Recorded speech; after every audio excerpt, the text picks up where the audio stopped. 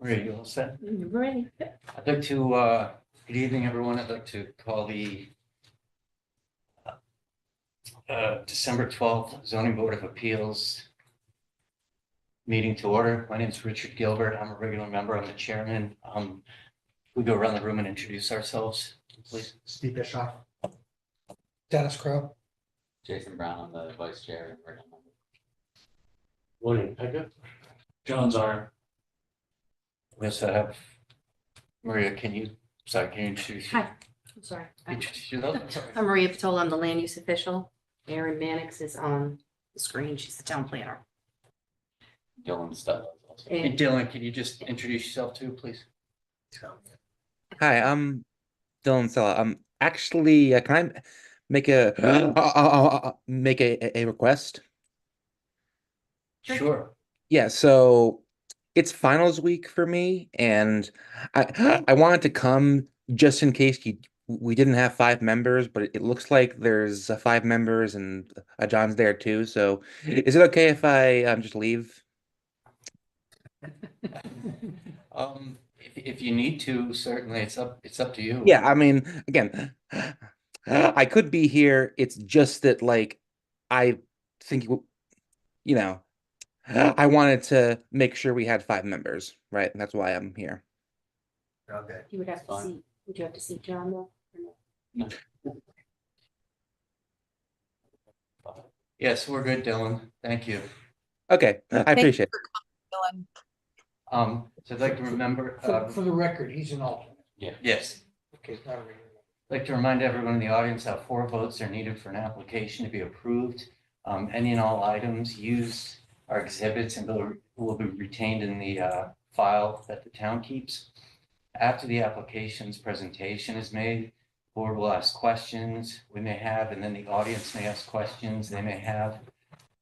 After the discussion, we will ask for anyone to speak in favor or against the application. Presenters or audience members speaking are asked to give their name and address the first time they speak, and then just their name any subsequent time. Once the application has been heard, we'll close the public portion of the hearing and the board will deliberate. And just a reminder, only those seated 5 on the board can deliberate. No additional testimony to or from the audience can be permitted. When we're finished, we'll take a motion to grant or deny the variance. And that's it. So with that, Maria, if you'd like to read the So appeals to be presented tonight. I could tell what's coming up. We don't have to reread the legal in the Oh, okay. meeting, so we can, We can just proceed? yep. Okay. So the first hearing we have is application 23-18, which is 44 Grove Avenue. So who will be presenting, please, for that? Good evening. I'm Michael Salzbach, here for Scott Smith and Nancy Brown, who are, I think, with us, but out of state, and so they're following along. And with me tonight is Peggy Sullivan, who is the architect of this particular project, and available, if necessary, is Seamus Moran, who is the civil engineer, if there are questions about the coastal site plan application, because we're looking to get that approved as well, since we're where we have to do that. This particular proposal involves actually the Smith's next house. They own one on the corner. They've been there a long time, and they love it here. And they were hoping to be able to make things available so that their children too could spend a lot of time here when they're here. This is where they want to end up. And hence they've acquired the house next door, which is the subject tonight, 44 Grove. It's too big for them and too much of a footprint. And so their application, as Peggy will present it, calls for a more modest house that is smaller in most respects, that's more conforming, incidentally, and eliminates the setback nonconformities that have been a problem. It makes it smaller in terms of all other respects, including the lot coverage and the living space. So that while we need variances for those two things because of where we are, what's being proposed is much smaller than what was there. Thanks very much. We've already read this. So in any event, these reductions, just to go back one step, we could actually rehab what's there, big as it is, and we have it big as it is, as a matter of right. But in fact, what the Smiths prefer and hope to achieve is something that's more in keeping with where it is, and also works better for their family, as it will be designed, as Peggy will present it. If you have questions about the hardship, we've submitted with our application a supplement regarding hardship, the fact that we are reducing significantly nonconformities. Yes, it's past the initial threshold of hardship and without anything else. And those cases make that clear, the Meyer Whitman case, the Escott case. After that, you've got to analyze it as you would anything that had hardship, but you can't just build anything. For example, if we wanted a gas station canopy, we probably couldn't have it. And so what we're presenting, we think, is more conforming and more consistent with the plan for Madison and with the neighborhood and where we are. I think, correct me if I'm wrong, Maria, I think there are 2 letters in support of this in the file. Here is.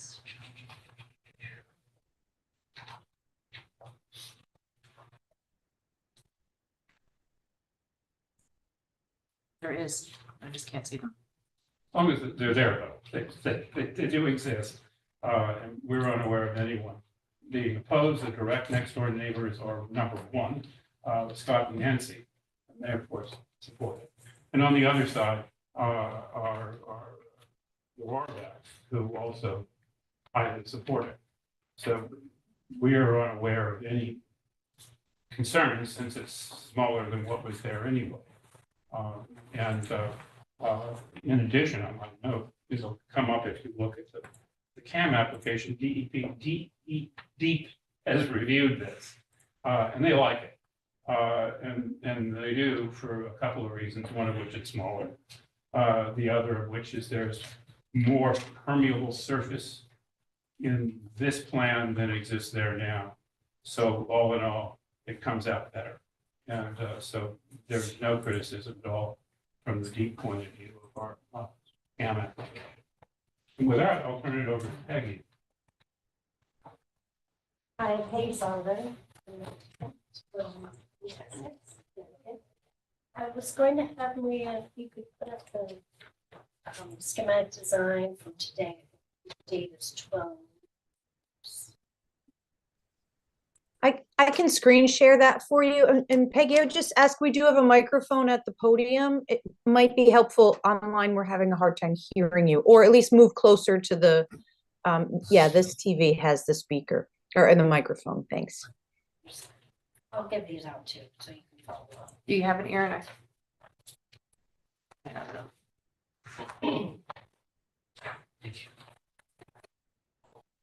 Yes. Yeah.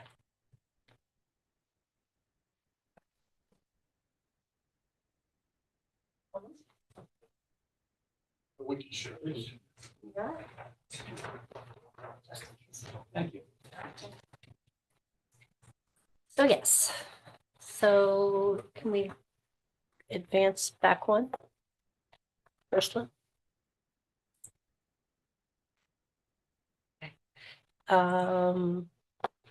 Is there another file in there in the system? This one says from today. Oh, okay.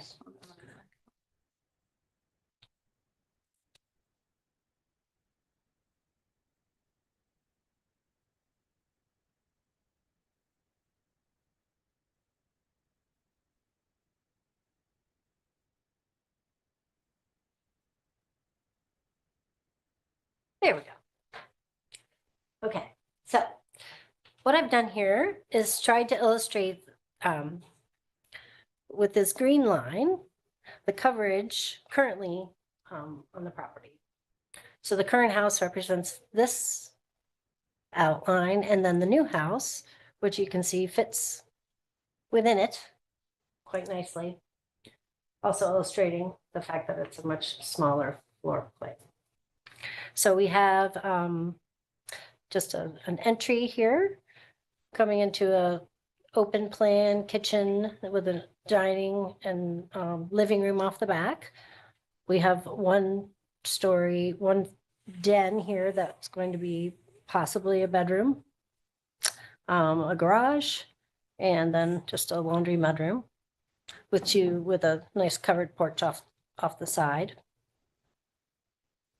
So if we go to the second floor, and also you'll see here, this is a 1554 square feet on that first floor. So on the second floor, we come up the stair, we have a nice little hall, and we have 4 bedrooms and 3 full baths.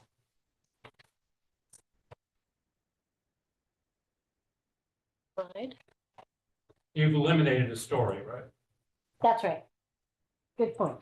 Yes, we had 3 stories, and so now we have just the 2 stories. So in this drawing, I'm showing again, the green outline, what the massing was of the original house overlaid with in the same location as where we're going to be having our house, hopefully. And as you'll see, it's sort of a vernacular nod with the pitched roofs, picking up on some of the details that are actually in Scott and Nancy's home right now. So it was sort of work in the neighborhood, picking up on the diamond style windows, I think, that are actually in the home right now. You just see a lot of those in Madison. So that was just a little detail that I thought was, relevant. And that's really it. So we can, if we go to the next view, oh, that's good, actually. This is this back. So you won't see this from the street, but I thought I'd include it, also illustrating again the massing. You can see the difference there. If we go one more. So this is the side view. This is actually sort of more telling in a way, because you can really see how different the massing of this house will be compared to the massing that is currently on the site.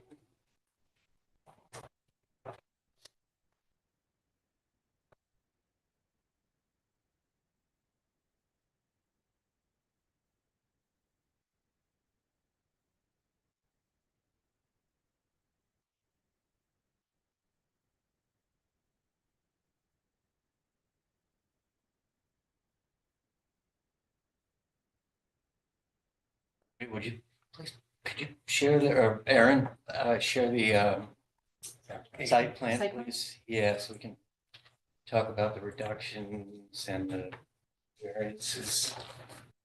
I mean, unless I didn't want to interrupt the presentation. didn't. Based on this, can somebody in your group point out where the existing nonconformities are? Since we're claiming a reduction of nonconformities. Yes. If you could show Peggy or point to the current setbacks. Yes. Which are not conforming. And as it will be built, they are conforming. Yeah, so the new house will be completely within all the setbacks. This is the line of the setbacks coming around here. That's right. So as you can see that in all directions, it's an improvement, and it's at least conforming with the setbacks of the site. The building coverage is a little trickier to see, but you can see how large it was because of the perimeter outline. And what its current size is, which is one of the subjects of our variance. Because you build even this, you need a variance. And that is why we're here. And likewise, when you add those floors together, plus the third floor that's gone, there, again, you can't see it on the site. But there is a substantial reduction in floor coverage, so to speak. All in all, it's just a smaller building. And again, from as I pointed out earlier, the deep point of view, the way the site is now handled is superior to what is presently there. So, just to be clear, I don't think it's been stated real clearly yet, but there were multiple offset nonconformities. And there was a square footage nonconformity. Correct. It eliminated all the offsets. Yep. And reduced the square footage. That's correct. There's nothing we have increased. Right, okay, so is that it in a nutshell, or am I missing I something? think that's it in a nutshell. That's fair. There's not much more we could do and still have a building. Sorry, what was the original square footage? It's The 1663 for plan area. So Right, but what's the existing? The building coverage was, as it was 1801. Required is 12 and change. And what we're proposing is 16. I'm not even what it is. 1663.5.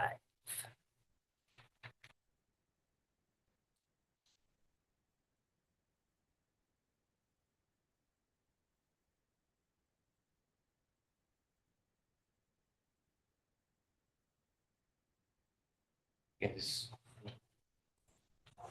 Questions? No. Would you, mind going over the coastal site plan? So we can review that at the same time. Thank you. Is Seamus on yet?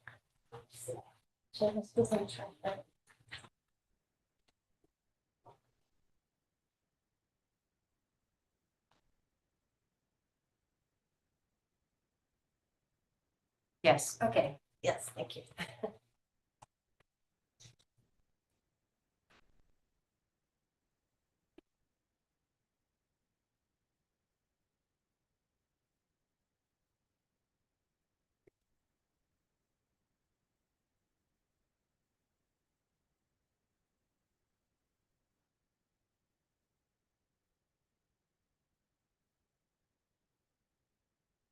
Very well. Well, really, and if I can highlight at least the deep review, which is a part of the file, had no criticisms at all.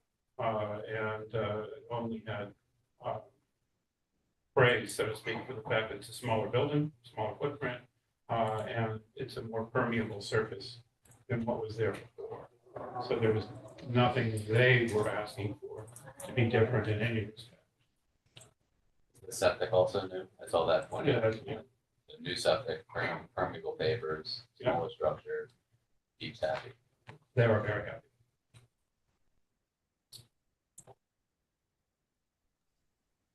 Seamus, would you like to screen share the site plan or would you like me to? Sure.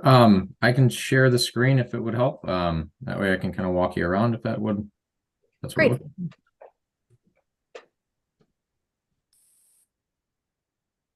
All right. So thank you. I'm sorry I was late. Had a little bit of traffic. I'm Seamus Moran, a PE in Connecticut, and I work for H&H Engineering Associates, and I put together the site plan and the CAM application. So I think just to answer your question, the CAM application is fairly straightforward.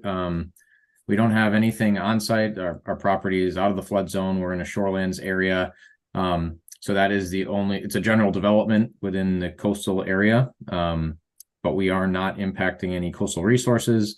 And most of the resources are not even within influence of the project. They're beyond the limits of our project, such as shellfish concentration areas much further south, coastal waters, and flood hazard zones. So those are the, and I'm sorry, and beaches and dunes. Those are all several hundred feet away to the south. Our property is shorelands, and we don't have any coastal resources within 100 feet. However, because it's a variance application, we weren't exempt from a CAM application being in the CAM zone because we are still requesting a variance. So that was the crux of the CAM application. As for the site plan, I believe somebody had asked a moment ago about the setbacks, and I'm not sure if it was answered, but I think Peggy did a great job of showing, or whomever was showing, the setback lines. What's faded here is the dimensions to the existing structure. So along that northern property line, you can see there's an 11.5 dimension that is from the existing, the nearest point of the existing building to the property line. So along the northern property line, it's 11.5. Along the western property line, the rear property line, 20.7. Along the southern property line, it's 9.4. And then along the front of the property, I believe it's 33.9. And Peggy mentioned it, but the entire building has been revised, so it's within the setback limits. I think we already discussed the floor area and the coverages, but I think the CAM application is desirable based on the significant reductions in impervious coverage, which we alluded to in the application. Somewhere in here, I'm sure of it. We talk about the reductions, and I think it's about a 1,200 square foot reduction in impervious coverage. Let me just scroll up 1 second. I'm sorry. Yeah, so the impervious coverage will be decreasing from 3,100 square feet to 1,800 square feet, which is, like I said, just about, it's almost 1,300 square feet, a 41% reduction by all these reductions in reducing the building footprint, 288 square feet, and reducing impervious surfaces by eliminating the driveway and installing a pervious driveway. And all of that is a stormwater improvement for a site that had a lot of impervious, and now we're reducing that significantly. So I think that's probably the CAM application in a nutshell. And I think everybody else did a great job on the site plan, but if there are any questions, I'm happy to answer them. Bill, do you have any questions? I have no. Just wanted to add, if I can, Seamus, to continue your CAM presentation, the application was referred to Deep for comments. And the checklist was returned to the board and indicated really the only, again, the coastal resource being shorelands. And the only comments were recommendations to ensure installation and maintenance of appropriate soil erosion and sedimentation control measures during construction activities. There were no additional comments. Thank you. In terms of ENS controls, we do have silt fence shown on the plan. So I think that should probably cover us. Also a very flat site. So I think that we should have that accounted for in our site plan.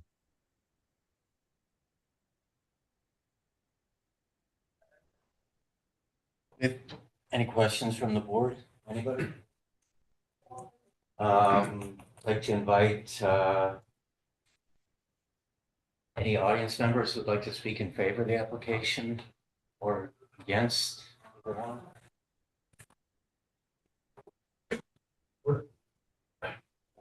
Yes, please.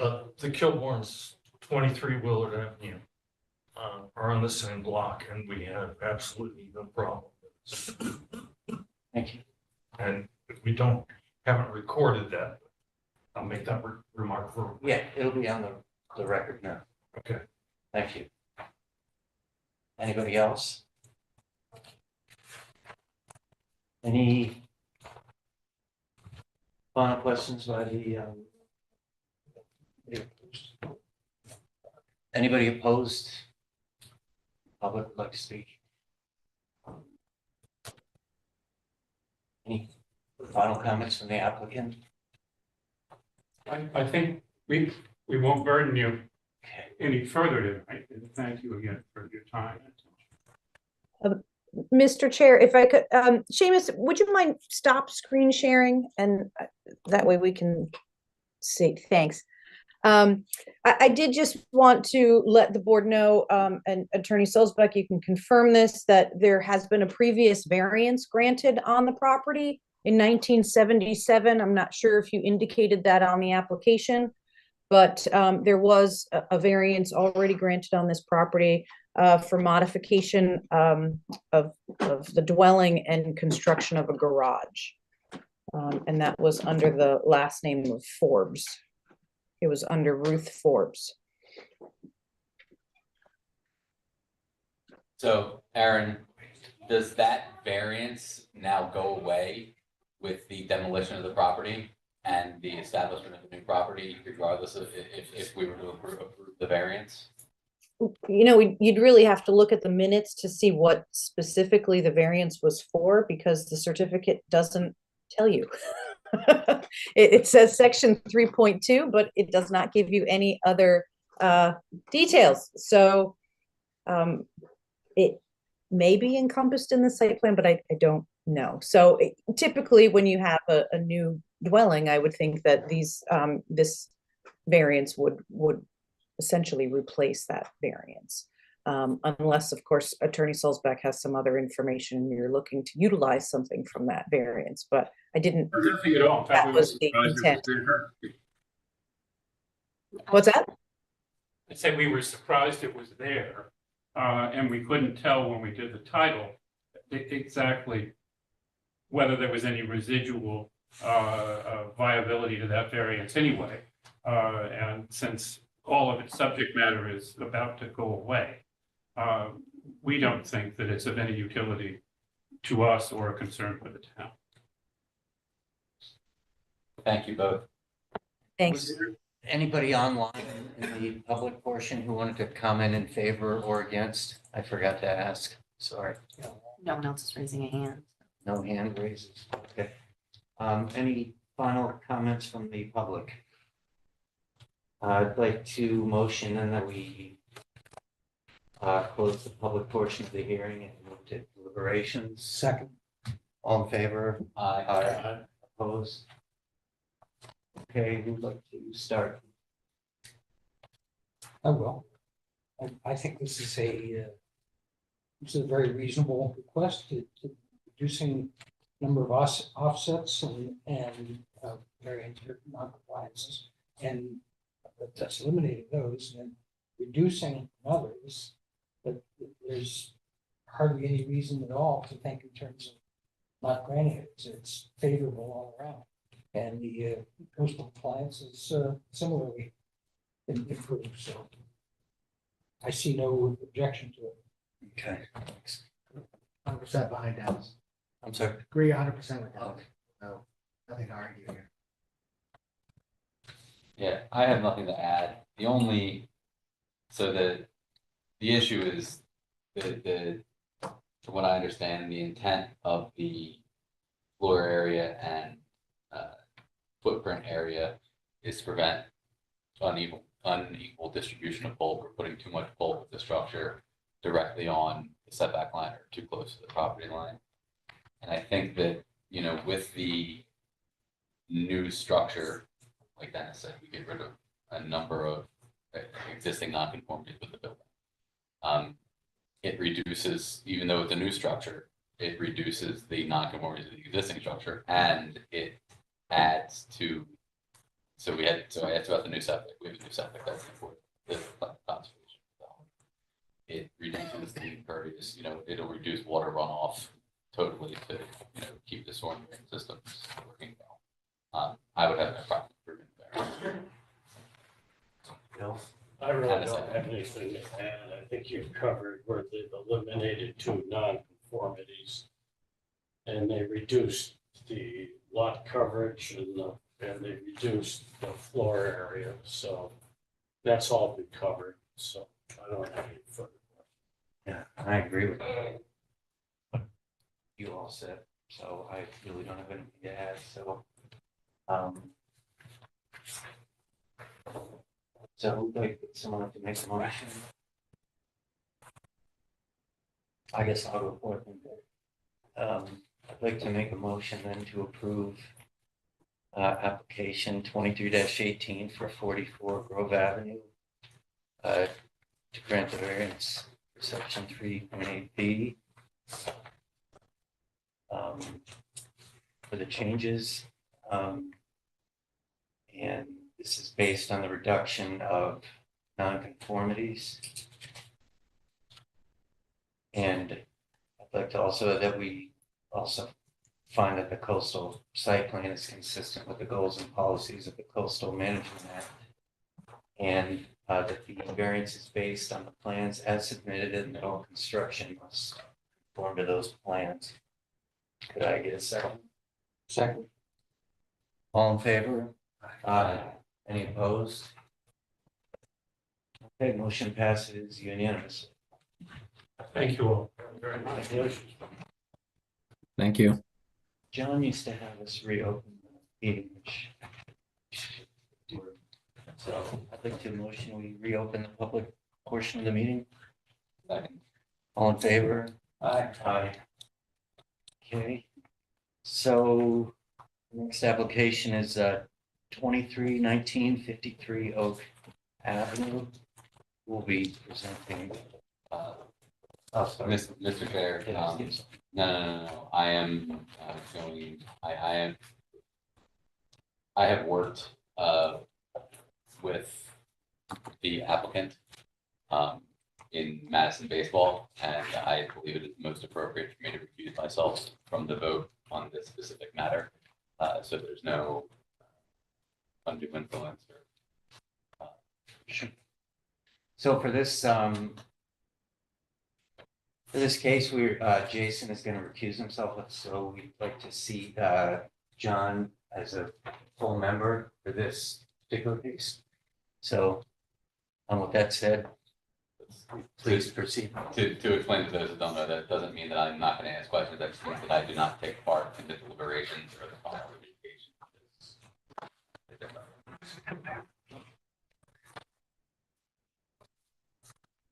Good evening. My name is Chris McKeon. I'm an attorney with an office address at 900 Chapel Street in New Haven. I'm also a resident of the town. I live at 31 Hotchkiss Lane. I'm here tonight representing Michael and Jenny Spadaro with respect to their request for variance on the Zoom meeting is our designer, Tony Thompson from Plans Ahead LLC, and the site engineer, John Gable, who is with Connecticut Consulting Engineers. Mike and Jenny live here in Madison. They moved here in 2016. They have two children, both at Polson Middle School. As we all just learned, Michael is involved in baseball coaching at Polson and is also on the Hand High School staff now. Long time involved with Madison youth football as a coach, and he's also currently the Polson wrestling coach. Jenny is sells wound care surgical devices. She travels to hospitals in Rhode Island and Massachusetts and trains nurses with respect to the products that she sells. They have been on a roller coaster since they purchased this property in December of 2022. And probably not unlike all of us, they have learned the complexities of purchasing a property that is on a non-conforming lot, a non-conforming structure, coastal resources, and the interplay of those together with our zoning regulations. I had submitted a letter, and I don't want to repeat everything that I had submitted in my letter, but to me, the most compelling factor here is that when you look at the lot and you look at the front yard setback and you look at the 50-foot coastal resource setback, you have a 7-foot strip that essentially renders this lot unbuildable. The house is below FEMA requirements right now. They would like to raise the house and demo a closed porch, which is a wing of the home, and replace that with an addition that is more upright. And in doing so, they will be keeping with the existing front yard setback, which is 25 feet from the road. 30 feet is required in the R4. There is some confusion and along the way and along their process, they had gone in some different paths with respect to this project. And I think probably when you read the initial application that was filed, you probably had a lot of the same questions that I did when I read it, which is we have 5 variances. It's a tough road to hoe.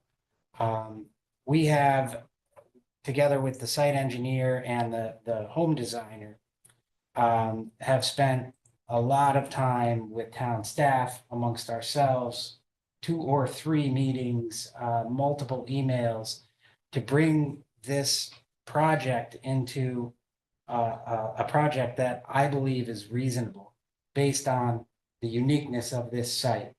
So in addition to having basically a non-buildable building envelope, there is also non-conformity with respect to the lot size and the lot width. The original application had, as I said, requested 5 variances. They were requesting a variance of the front yard setback and also the southern side yard setback. And we have redesigned the project, and those 2 variances are now withdrawn. And the 3 variances that remain are the front yard variance, but that is to keep the facade of the home exactly where it is, which is 25 feet from the road. That itself is non-conforming. A particular interest, and it's come up on a number of different projects that I know have been talked to with the town staff, is the issue of floor area. So the logical interpretation is we're coming in here and we're looking for more floor area. And that doesn't really tell the story, because what's happening here is the home is being raised. And because it's being raised to a height that is above FEMA, and also said so that they can suspend mechanicals in the basement level of the home, which have to be above 13 feet because of FEMA. Because they have such limited space on the lot, they want to suspend the mechanicals in the basement, but our definitions of basement and cellar, which depend on how much room there is between average grade and the ceiling of the cellar. The basement now becomes a cellar. And so that counts to floor area. When what's really happening here is not adding floor area to this property. Yes, they are adding an addition that is on piers on the first floor level, because there's a carport underneath where the current enclosed existing porch is. So that's the second variance. They're still slightly 86 square feet above floor area with the redesigned proposal.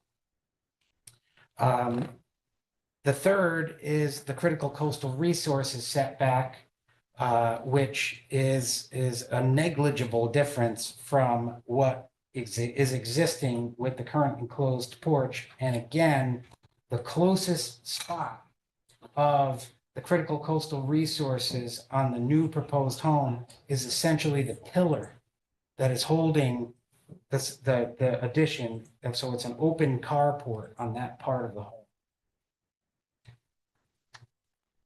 The original variances, as I said, there were 5, they're now down to 3, and the 3 we're requesting are less than what we're originally requesting as well.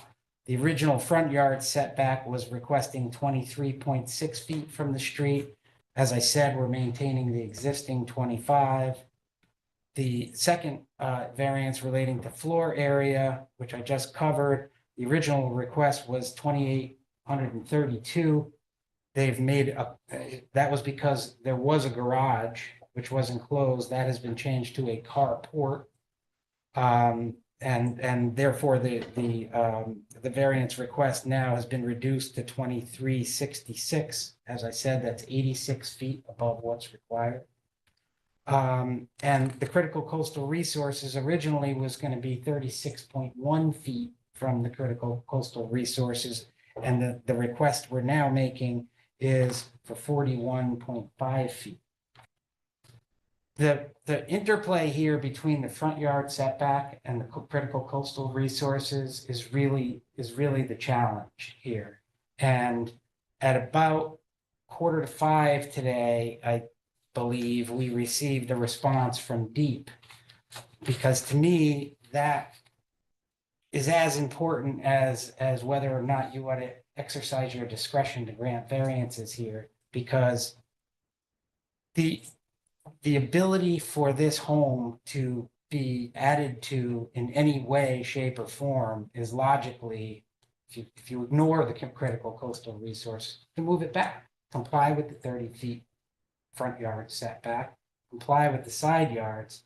But then, in addition to encroaching upon an existing septic, which we want to maintain, especially due to its proximity to the critical coastal resources, and what comes associated with digging up and then reinstalling the septic in that regard, but moving the structure back creates more problems than it solves here. And the DEEP response, I think, reflects that. They make a number of observations about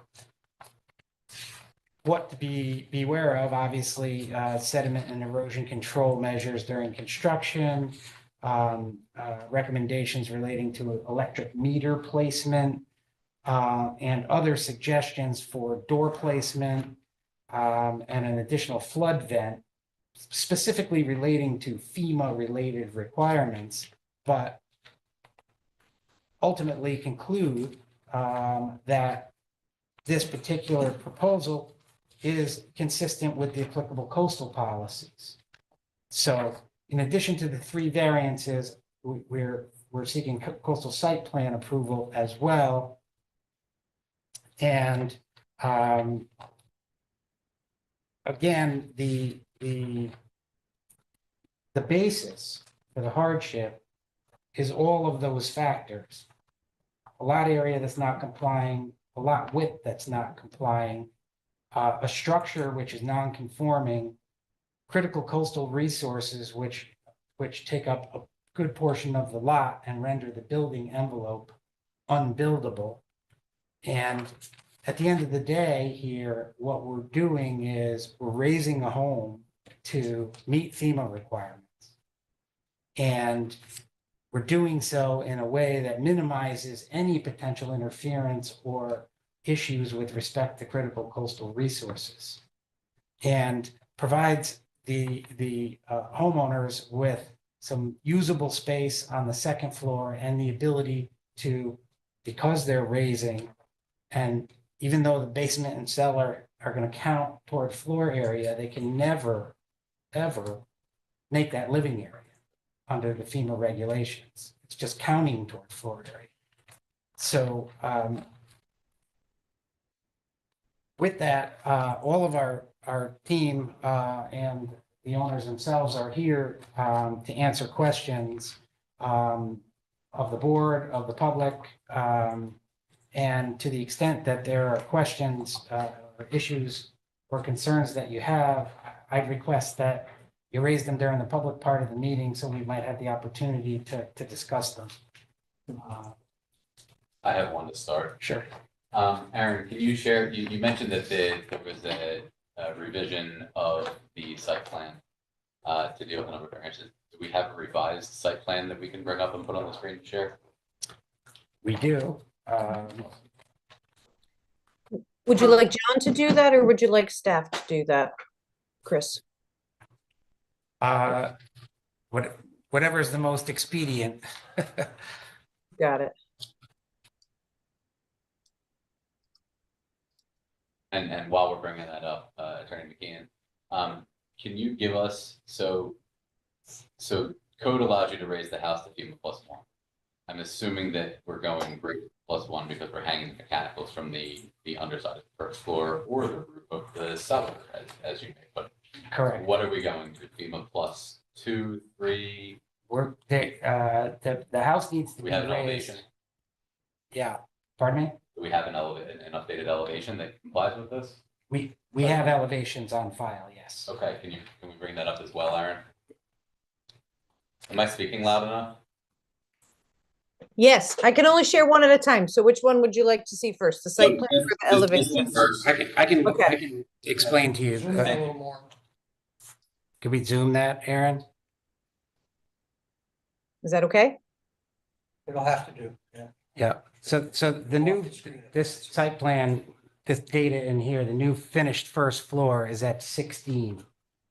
The 16 feet. yeah, the FEMA level is 13. So we're going to 16 in order to be able to suspend the mechanicals, as I had indicated. And because we have the area to go, we don't have the area really to go in other directions without creating more problems, is the point I was making earlier. And because you're going up, it counts toward the total square footage of the property. Or the The total lowest floor level area, does, yeah. yes. And that, If you were not taking the extra step to raise the home an additional 2 feet past what FEMA requires, or past what the town allows without a permit, then we wouldn't be here looking for a variance or.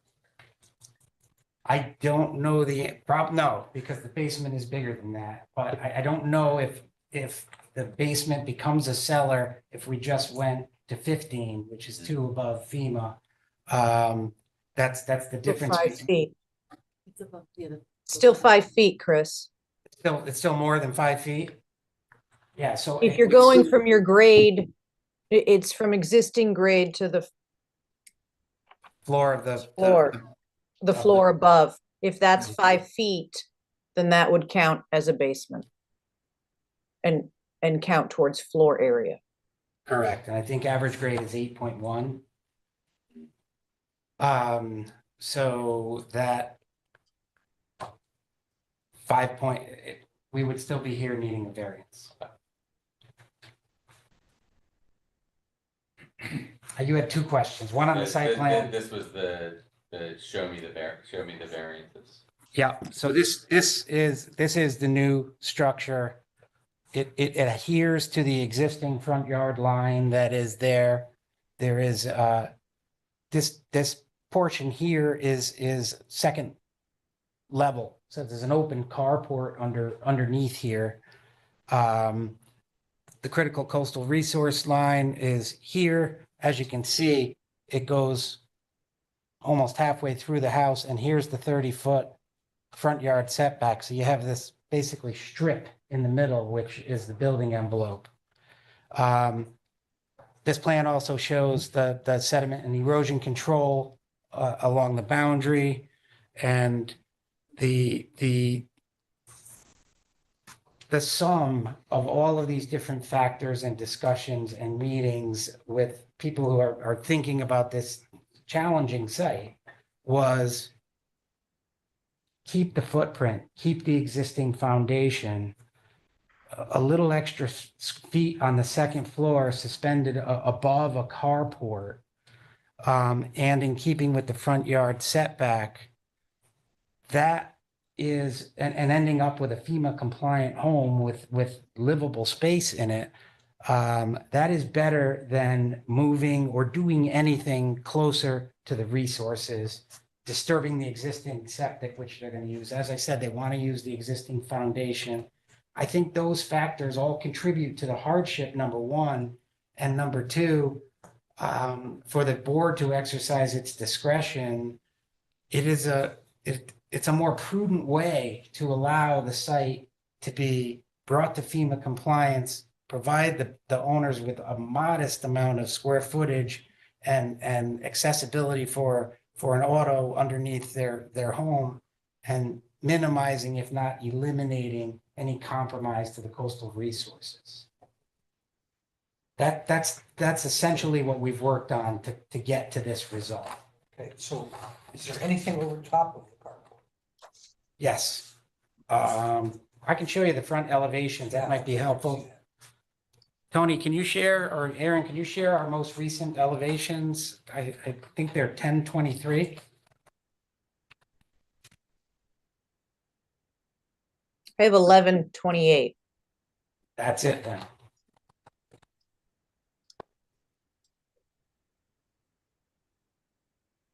But this is the carport. This here is existing home. This to the left is existing home that's being raised utilizing the same foundation. There is, and this is the back of the home. I don't know if you can see that, but there is this enclosed porch which comes into this area. Okay, about 6 feet shy of the side yard setback. So this space is essentially non-functional. So the idea was to put an addition, keeping with the same front yard setback, utilizing the 6 feet side yard area that they had available to them, and have a carport here so that they could minimize and mitigate the floor area variance. So all of these factors are kind of tied to each other, as you probably can see. But I think that all of the factors relating to the nonconformity of the lot, the nonconformity of the existing structure, the fact that it is below FEMA level right now, and the time, cost, and expense of raising it, adding the minimal additional square feet when you net out the enclosed porch with the addition, which again is suspended, I think it's a reasonable project, given the hardship that I've explained, to approve based on all of those factors. And it's also, in my opinion, is sufficient to warrant approval of the coastal site plan. So the two are very much interconnected in these applications. So you're building on the exact same footprint? It's a little bigger That's 6 feet. toward the side yard, 6 feet. 6 feet, right? And that, the other point that I wanted to make is, under the coastal resilience plan, we probably are all aware of the uproar that was created by trying to extend the look back to the 50-50 rule from 1 to 5 years. Even, and our town is rare along the shoreline. Many towns have a 5-year look back. But we've got to be figuring out ways to allow people to raise their homes in ways that don't offend others, that don't infringe upon the rights of neighbors, that don't infringe upon the environment. And this project, after all of the different iterations of it, I think strikes a very good balance between paying attention to all of those competing issues. So, are there any more questions? Did I say anything you want to say? I have a quick question. This Sure. is, just a small thing. I'm looking at the table on the site plan. Yeah. And your letter. You eliminated the north side yard setback, correct? That's a good point. The north side yard had a small encroachment into the setback. It was 11.9. Right. And the lifting of the home and a little twisting of it is required to make it parallel to the front yard setback. And by doing that, it does eliminate, albeit a minor nonconformity on the north side yard. Yeah. We're also observing the southern. The only question I had is, if I look at the site plan, it's hard to see it with my glasses, but I think the new setback is 12 feet. Right? On the north side, right? Yeah. Yeah. And this is just a minor point. It really doesn't make any difference, but in the table on the site plan, it says 13 feet. Opposed? That may just be a typo and Yeah, it shouldn't be there. Yeah, the site plan does show 12 on, Okay. well, it might show 13 feet on the bottom. Yeah. This is I'm ready to south. get confused or something because it Yeah. confused me. Because it is 13 from the southern side yard. Okay. Yes. So wait, I'm sorry. Your setback is 13 feet there and 12 feet there. From the proposed building, yes, And Yes. the required is what? 12. 12, So both it's sides. correct. So the extension of this building is actually 5 feet, not the full 6 feet that we had available on that side. Okay. I thought you said it was 6 feet, but okay, Yeah.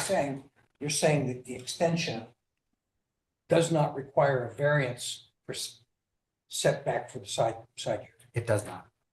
I The thought- variances that we are requiring are the front yard, only with respect to the added portion that is different than the existing enclosed porch that's there now. It's observing the same facade, but to the extent that there's building beyond what exists right now, we have to request a variance for that as to the front yard. As I said, the critical coastal resource setback, the whole house is in the critical coastal resource setback, but this corner is the closest to the coastal resources, and as I indicated before, that is a column on ground level. And that is 41.5. The old setback to the corner of the enclosed porch was 43.3. So it's essentially the same. Lost my train of thought here. The final variance is the floor area variance, which I had covered before, which is really sort of an artificial need for the floor area variance here. I think it's a quirk in our regulations, even if you're raising to the 2 feet above FEMA and the requirements we have in our regulations relating to that, we get relief as to building coverage and yards when you do that, and you can also put stairs in, but glaringly, in my opinion, omitted is floor area. Because, you know, So, that's, so the floor area of the new basement is what? the floor area of the new basement.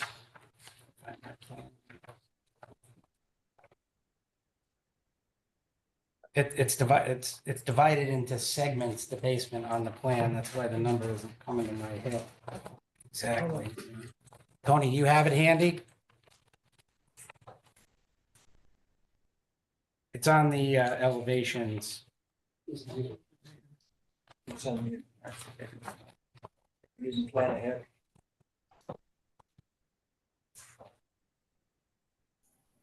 The floor area of what's counting towards the new basement that you're speaking of is, there's two kind of sections. We're going to pour the slab a little bit higher to shorten the length of the stairs. It's 269 feet, the first area, and the second area is, I can't really see that, 238 square feet. I think it totals out to be 521 square. 253. There you go. 253 and 269. It adds up to be about 521 square feet. That's the original footprint of that really, really small house. So, And the variance we're requesting, by the way, of floor area is 81, where we exceed the requirement by 81 feet. okay. And the new floor you add on upstairs, that's how many new square feet? Can you pop that up again? Oops.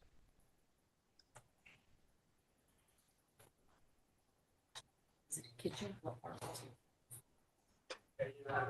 It's the second floor elevation.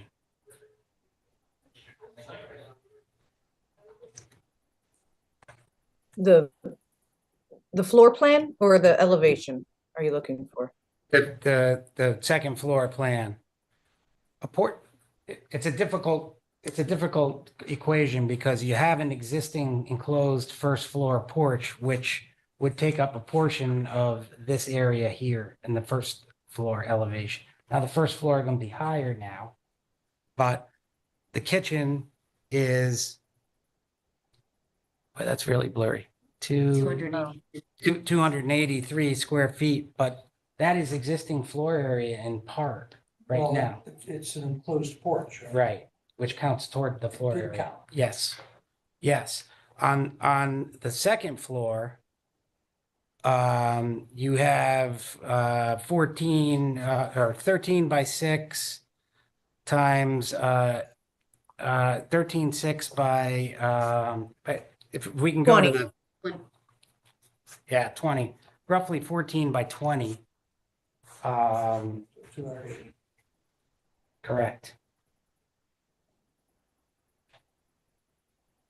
If the floor area of the basement cellar didn't count, we wouldn't be needing the variance as I understand the numbers. So how much do we say the first floor was expanded? Well, the kitchen is the same 14 by 20, but the porch takes up half of that, maybe more. Because we have a 5-foot extension.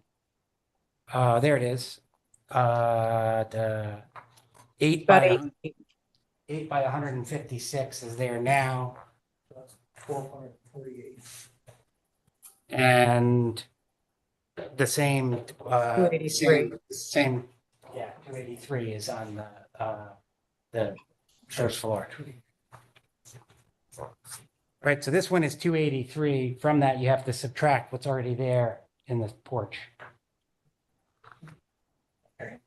And then the second floor is 283. So the combined additional square footage, not in the basement, which I think is what you're trying to get to, is 283. Aaron, can you show me the existing? 156. It's 283 times 2 less 156. 127 is the increase on the first floor, Mm-hmm. plus 283 upstairs is 410 total.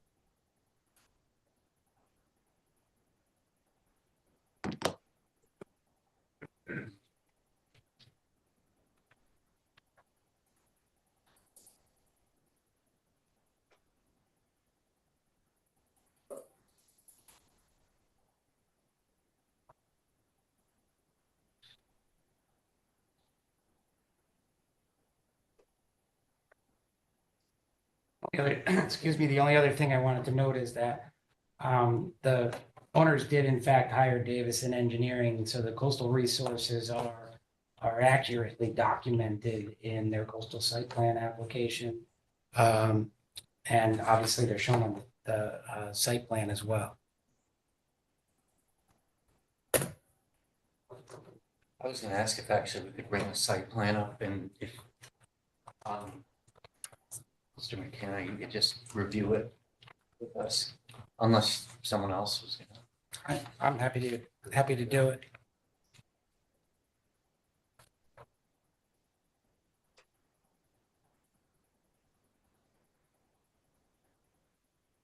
Is that big enough? Yep. Not for you guys, right? So I can point out, I have a lot of familiarity with this site. This is the existing septic unit. This line right here, that juts in, that's the coastal jurisdiction line. The coastal resources, critical coastal resource line is this lighter dotted line, essentially consistent with the coastal recent, there's wetland flags that are identified here. And there is silt fencing delineated by SF around the perimeter of the actual property boundary. The work to be done to demo the sun porch, to raise, as John Gable, who completed the coastal site plan application, indicated, the distance of how far away it's going to be.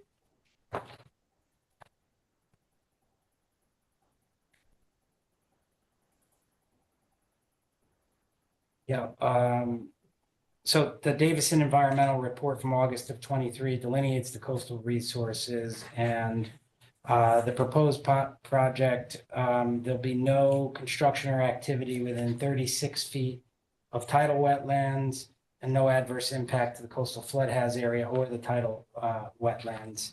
And as I indicated earlier, the deep response finds consistency with their policies based on that.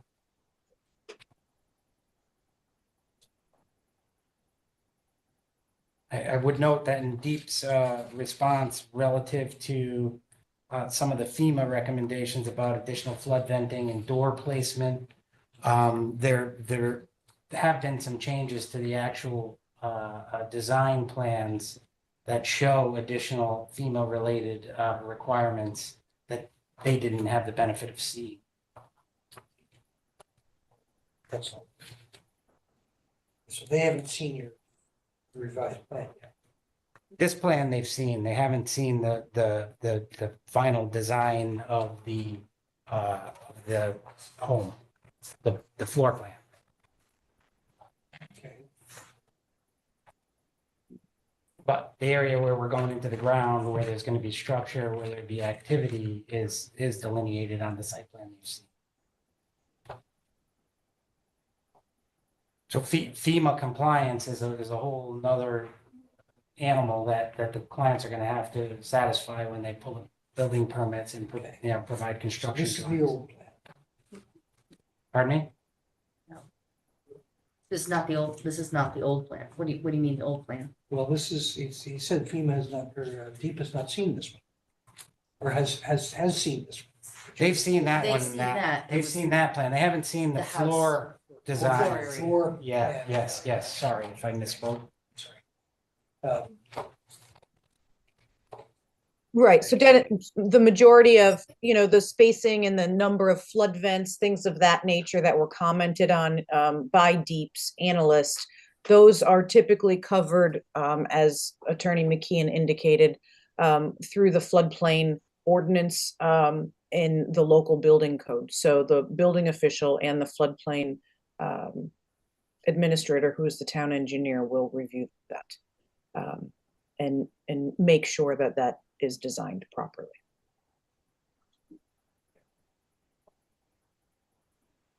I have a question, just kind of curious. So you have the carport at the bottom, then you have that 253 space, and you have the 269 with space.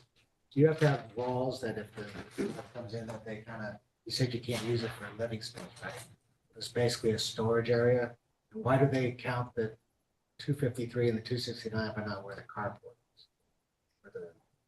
Good question.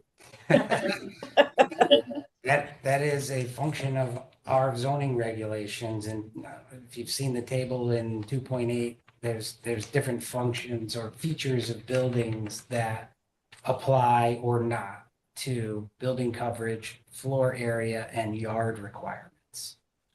Carport does not apply to floor area. They did 3 carports. But yeah, but well then you'd have a house on piers. The garage, an enclosed garage does count the floor area. But it's a good question, and again, I think in this scenario where homes have to be raised a certain amount of feet to comply with FEMA, if that renders your basement a cellar and now you have to count it toward floor area under our regulations, that's a quirk I think that we don't want, but it's there. And we're trying to deal with it in some type of responsible way, knowing that that basement can never be finished. It can't be converted to living area. It's storage.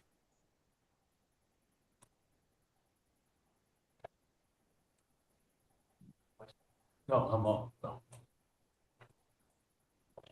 Are there any supporting letters from the neighbors or?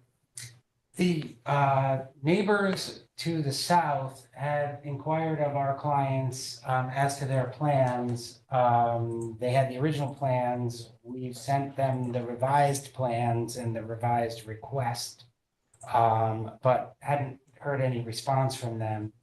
I don't know if they're listening in or, but.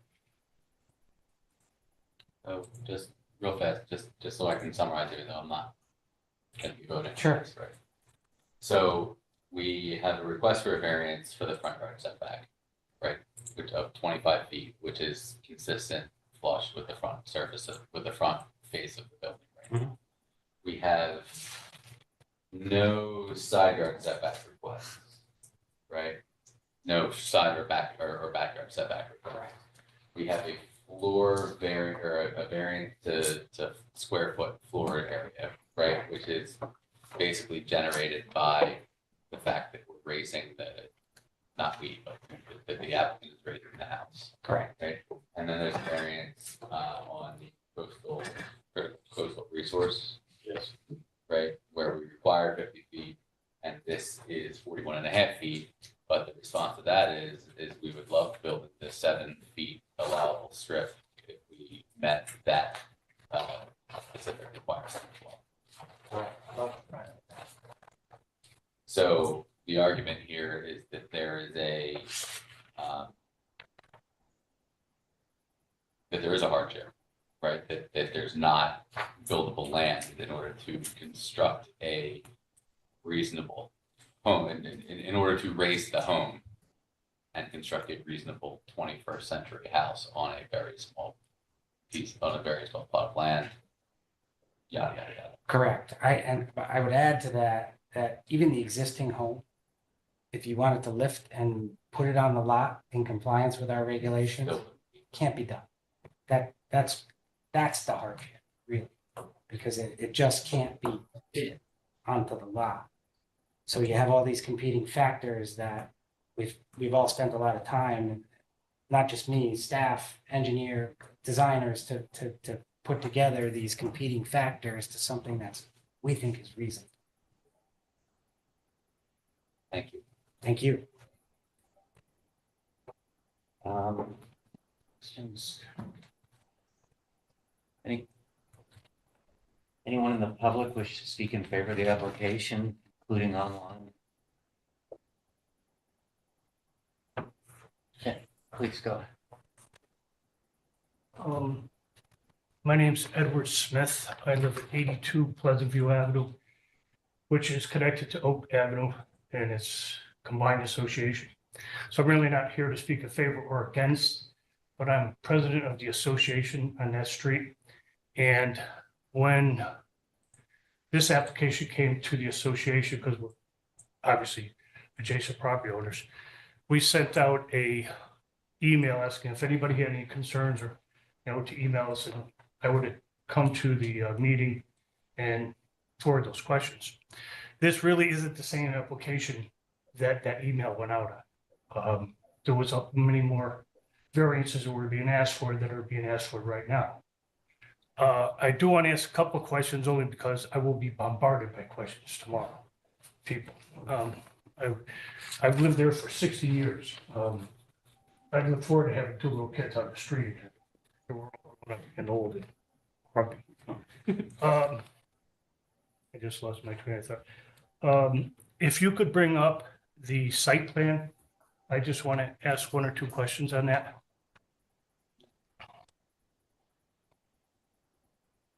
Sir, it's tradition that the audience speaks in favor or against. Additional questions from the audience for the applicant, generally how we operate. So a resident can't ask a general question on the application? Not generally of the applicant or the applicant's representative.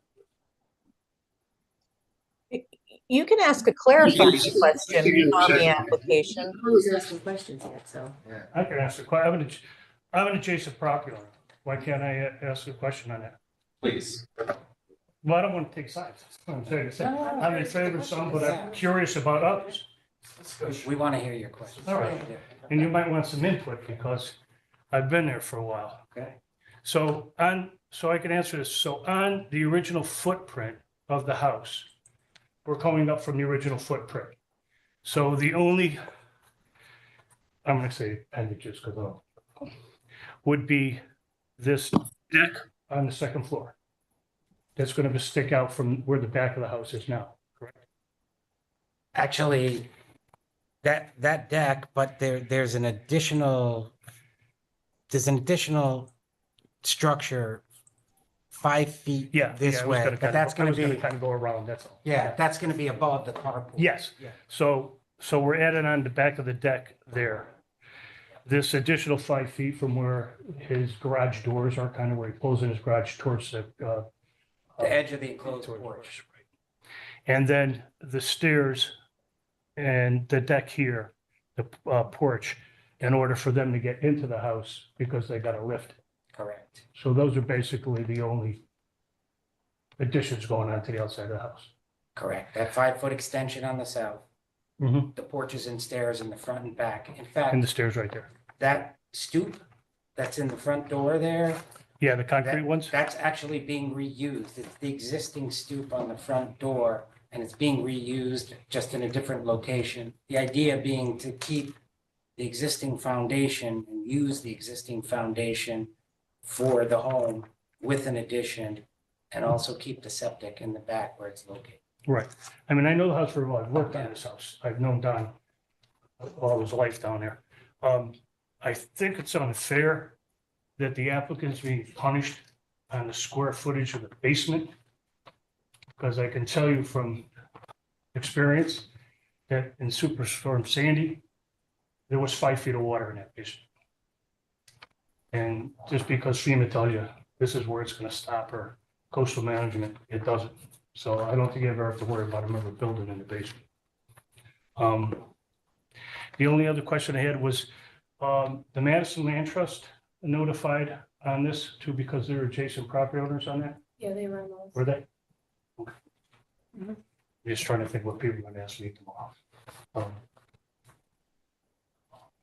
Yeah, basically, I think that's about it. Thank you. Anybody else like to speak in favor of the application?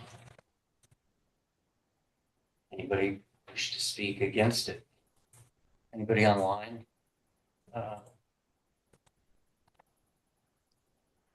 Nobody's Maria, raising a hand. Aaron, nobody Nobody's raising their raising a hand. hand. No one has their hand raised, no. Okay. Any further questions? Board? Okay. The only reminder that I would have is that for the board is upon deliberations and making your motion, if you're moving in a direction to a favorable motion, we would want to capture the revised proposal. So it's not what is stated in the legal notice, as those have all been reduced. And so as you're discussing and when you're ready, I'm happy to share those, if you are moving in that direction, to share what that text is so that you could read that properly. So it's reflected in the resolution. Okay. Any final comments from the applicant? No, thank you for your attention. Any final? Okay, like a motion to close the public portion of the hearing so we can enter deliberations. So I can't. Second. All in favor? Aye. Opposed? Who wants to start? I'll start. Well, first of all, I think it's a non-conforming lot. The 30 in the front, 50 in the back, the 7 feet, that creates a hardship itself. And I also think that with FEMA, and this is something we're gonna probably address a lot when somebody's raising their house, the square footage in the basement being considered buildable space.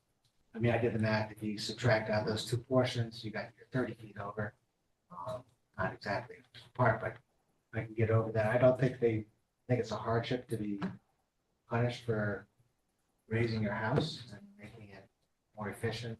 So I would be in favor of moving forward with this. Dennis, you want I struggle with this one. We do still have a growth of 420 square foot approximately on the upper floors. And there's no real compensating reduction in performance other than the setback on the one side. And we have the an increase not only in the square footage upstairs, but an increase in the non-conformance, the setback, the coastal results. Of course, that's a post. I don't. It's not going to be water occurring. Moving into a building, but I struggle with this one, so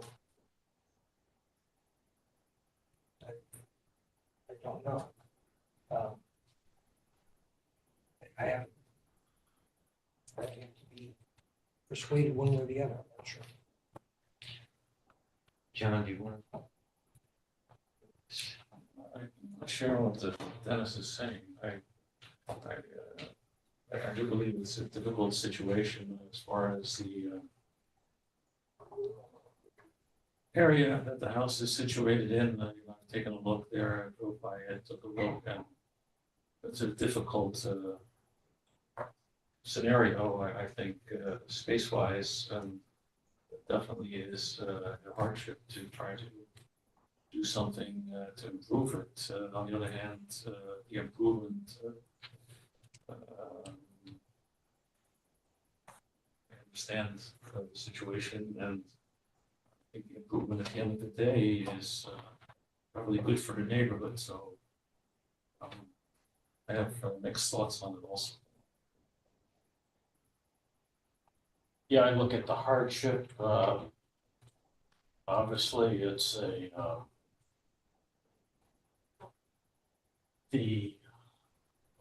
the building lot has a pre-existing non-conforming square footage and lot width. So they're kind of stuck here. And I think what they proposed is about probably the best that they could do with that building lot. And the fact that they changed their original proposal from, I believe, that they had 5 original variances and they've knocked it down to 3. I think they're making a effort here to do the best they can, so I'm leaning toward approving it. Okay. I guess for myself, I think Attorney Keene, I think I get the raising and the fact that you're creating more square feet clash that we should bring up with zoning, actually, as a side note. I see Dennis's point, though. It'd be nice to see a little more reduction, but I also see sorry, jeez. I also see the lot size issues, so I'm yeah, maybe we can just take a vote. I'm kind of torn myself. Can we get the wording of the application, the revised wording up on the screen? Yeah.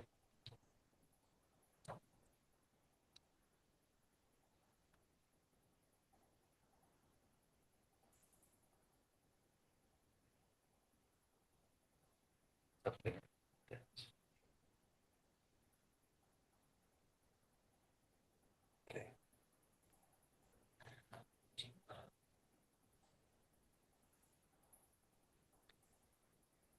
So if someone wants to make a motion, we could go take a vote. Unless anyone wants to discuss it further. I'll make a, I don't have those little cheat sheets that you guys have. Sure, it's I'll just make a motion to approve 23-19. For the reasons that it's an unconforming lot and that they're also being penalized for. You can read the 3 sections that they're asking for variances on. That's changed, right? No, that's This is the new one. This is 3 and what's 5. So you can read those and say it's the revised application of these 3. The revised application for section 3.6A, front yard setback 25 to 30 feet. Section 3.8B, the floor plan for 2,366. 266 is allowed, and they're trying to, is that what they're going for? Is that what they're allowed?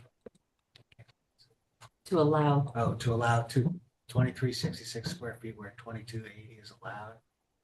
In section 2.17 coastal resource setback where 50 feet is required and requesting 41.5%. 5 feet. 5 feet. I motion to approve this application. Could I amend that to state that the variance is based on the plans? Yes. The 12. submitted, the revised plans submitted, and that all construction must conform to those plans, and also that the board finds the coastal site plan is consistent with the goals and policies of the Coastal Management Act. Can I further revise it? Indicate you have a date on that application, revised application? The revised plan date? Yeah. December 4th. Plan submitted. Plans submitted December 4th.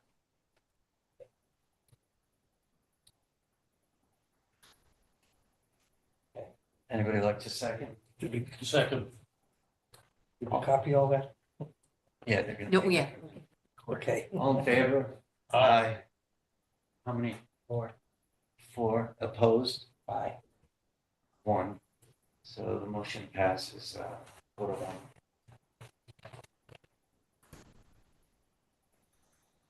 Like to motion, we move back into the public portion. Actually, that motion, we take a, quick 10-minute break. Sure. Second. Second. Let's move back to the portion. Then we'll take a break. You want to go back to No, public? no, go ahead. Go ahead. All right. That's all right. And a second on my break? Second. All in favor? Aye. All right. Take the deliberation.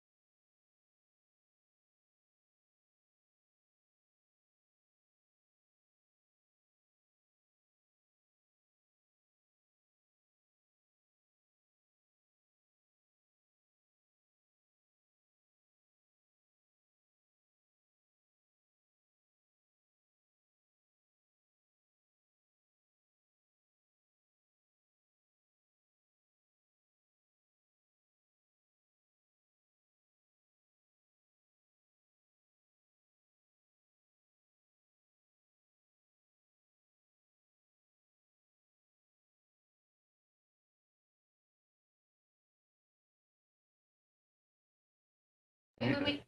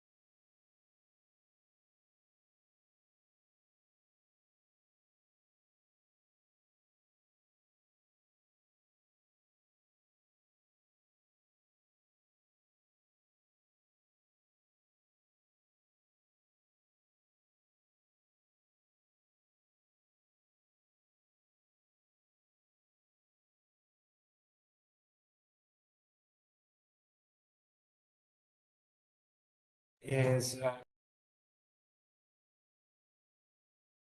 Stay open. Okay.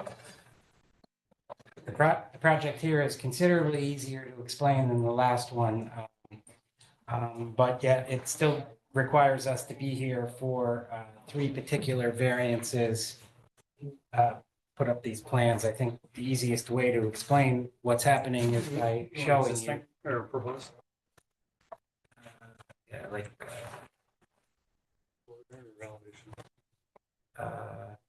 Here we go. Yeah, that's good.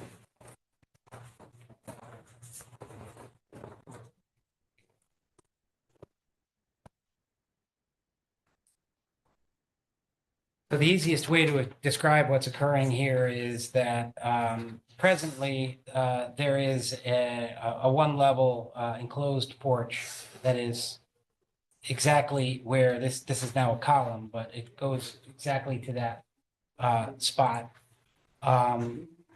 What's happening is that one level enclosed porch is being demoed, and this new smaller, closer to the main structure section of the home is being constructed.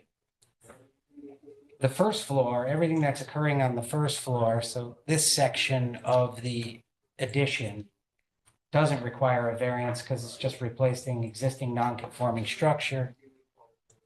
This section, because it is too close to the street, about a 2-foot section in the front of that, and this area and this little shed roof from the bottom of that addition are within the 25 to 30-foot setback. So what we have is a vertical expansion of an already existing first floor front yard setback violation. This is a corner lot. It has 2 front yards, 2 30-foot front yards. So it takes away a significant portion of a lot. We have a drawing that shows the actual area that, is that under this? Yes. The red highlighted one?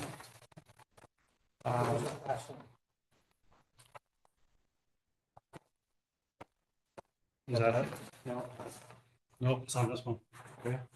We have too many boards. Wasn't the last one? There's a highlighted one that makes it really easy to show. Yes, the one's on the screen. Oh, okay. It's on the screen. It's on the There we screen. go. Yeah. I got too many That things makes going here. So this particular area, this is the existing front facade.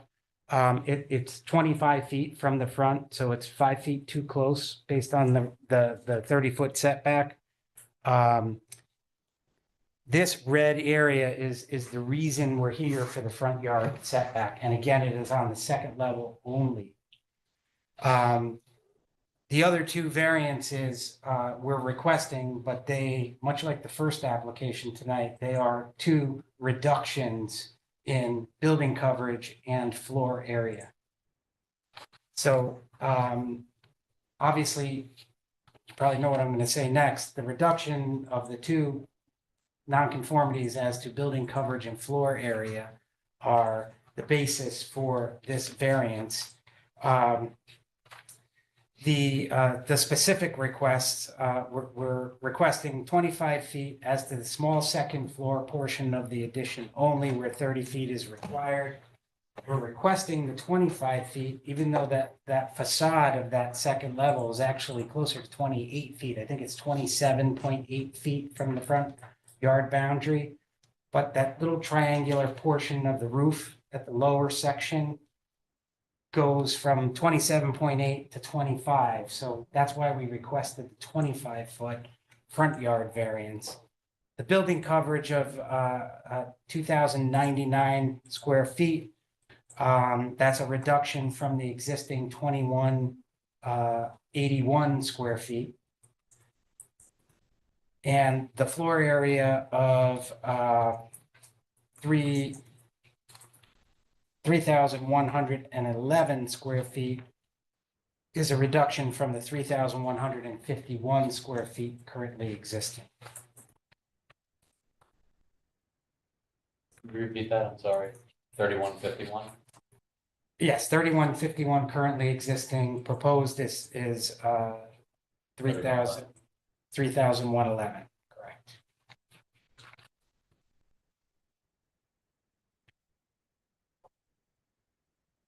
In addition to the reduction of nonconformities, another basis for hardship is as I indicated, we have a corner lot here with two 30-foot front yard setbacks.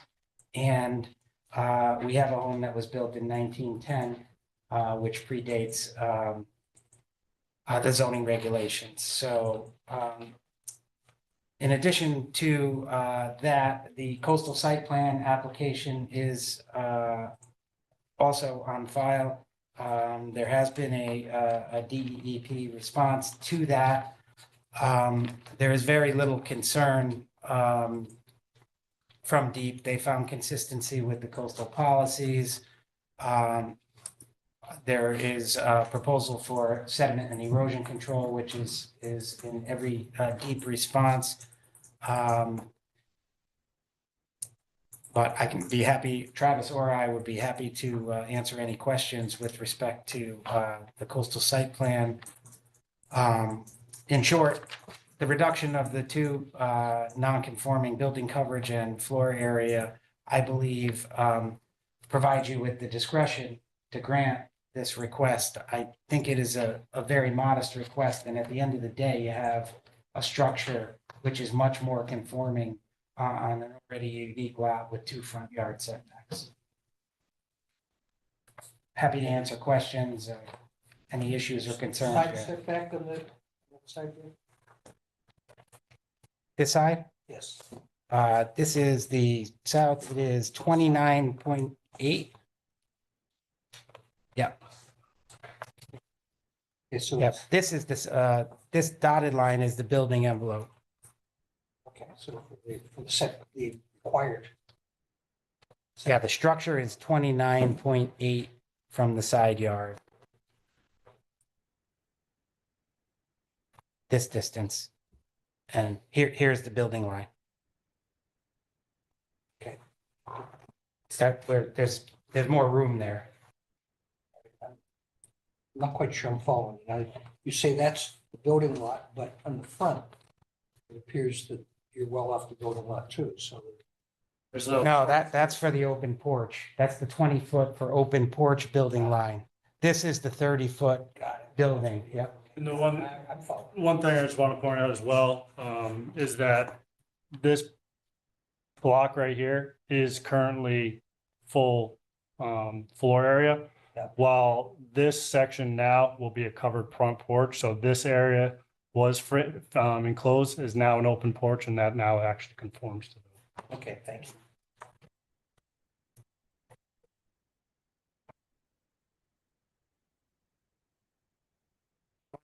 Yeah, there's one more.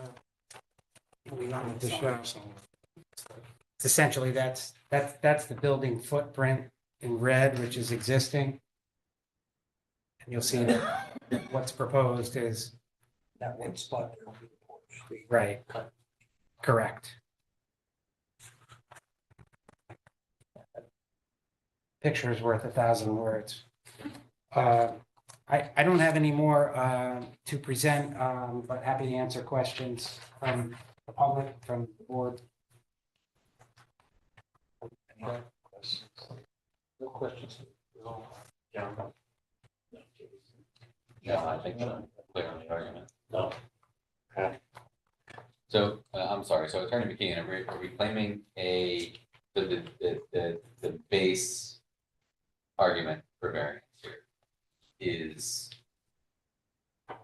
a hardship based on the fact that the house has been there since 1910 and the house is existing already non-conforming? That is a basis for claiming traditional hardship. Yeah. But the reduction of nonconformities is actually an independent basis to get you to the point where you can exercise your discretion to grant a variance without showing the hardship. I think we cover both bases there. But yes, if under the traditional hardship argument, our point would be you have a corner lot with 2 front yards and a home that pre-exists zoning. And ultimately, it's becoming more conforming.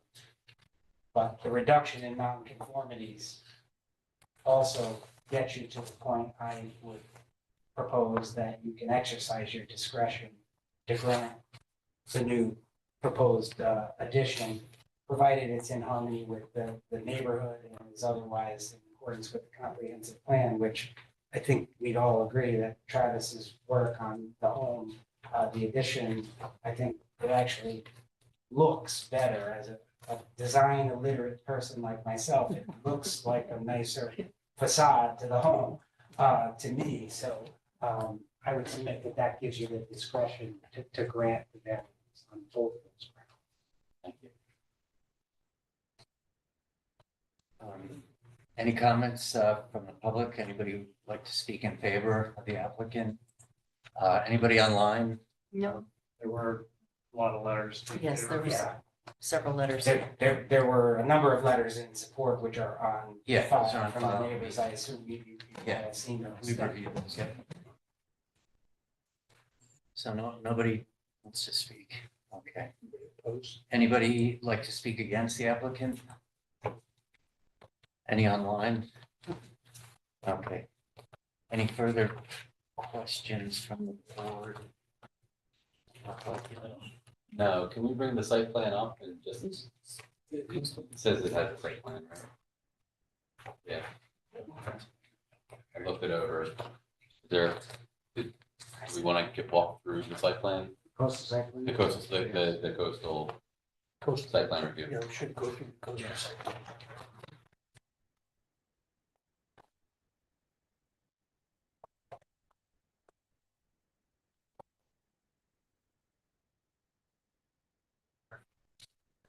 Do we have an application, Aaron? The one with The application for the coastal site plan? Yeah, the one with the I thought it was on checklist there. Oh, the checklist you want to see. Oh, you want to see the checklist from the applicant or from Deep? from the app. Well, From Deep.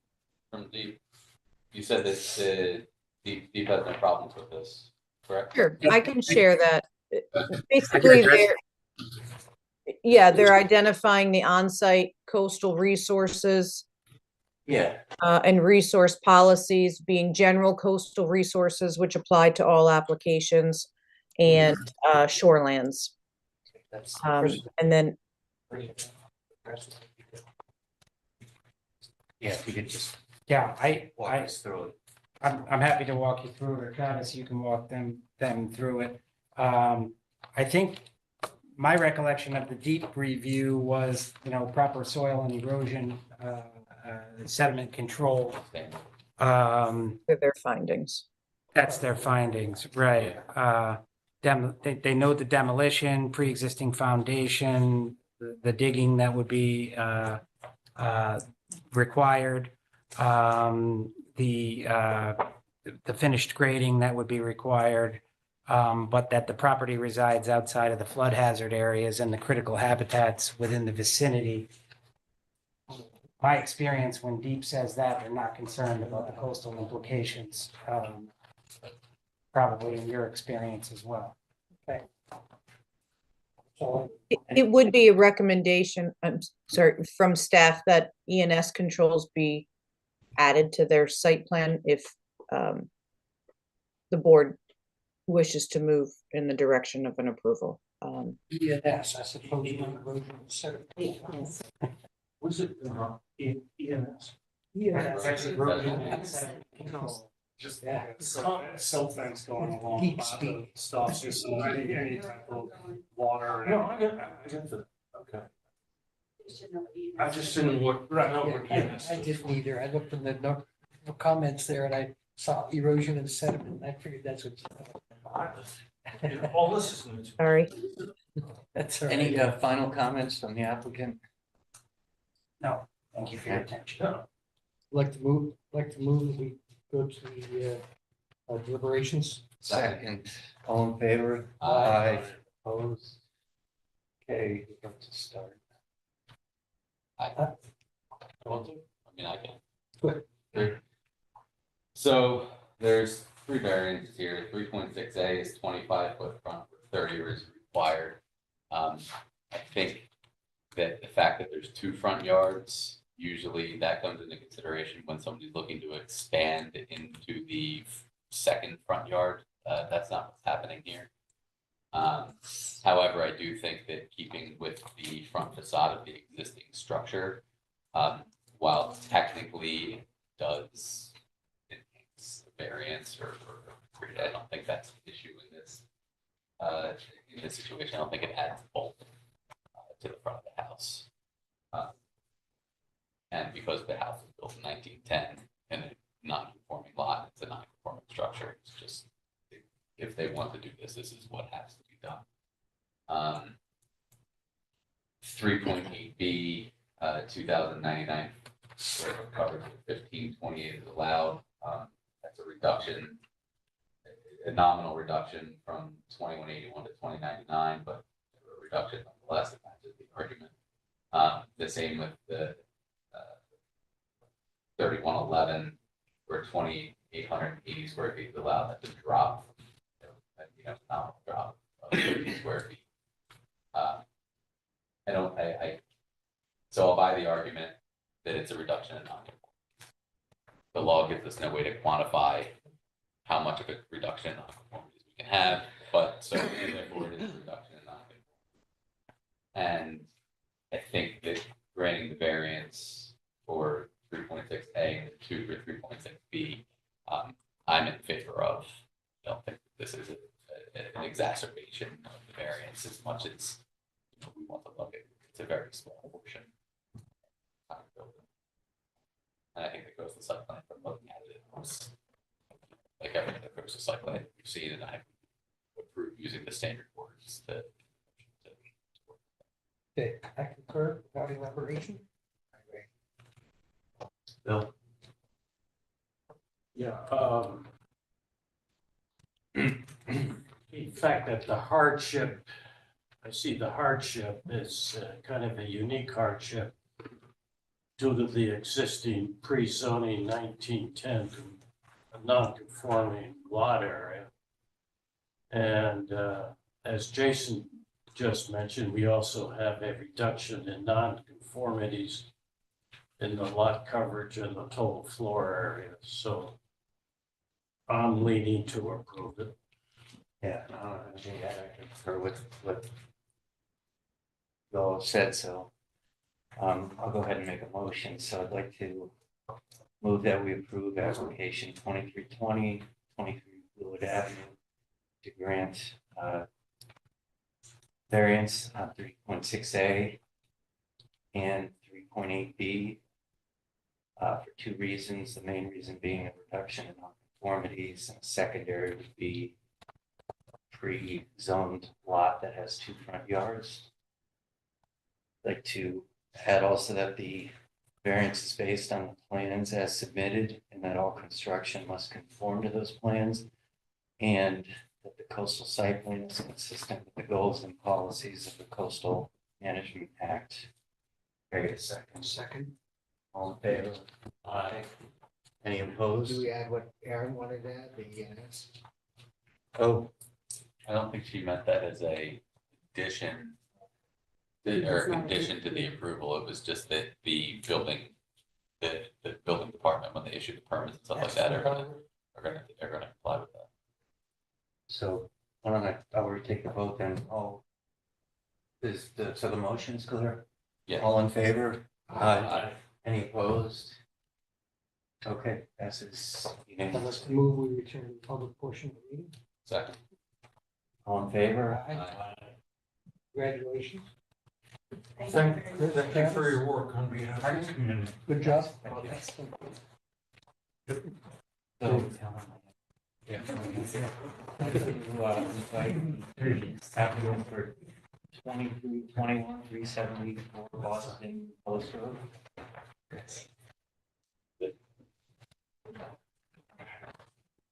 That's good.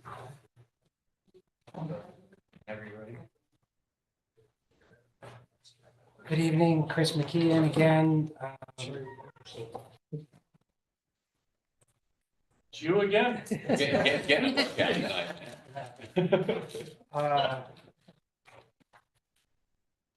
As I said, I'm Chris McKeon. I represent Danny and Billy Woods, who are sitting here. The Woods family built this. The Woods family built the home, which is on Boston Post Road. Backyard is adjacent to the golf course. Back in the early 60s. And the garage was built in 1965, which I did some research in the town records and found actually the original building permit for the garage, and with Aaron's assistance, located the 1965 zoning regulations, which were in place. And at that time, an accessory structure could be located 4 feet from the side yard.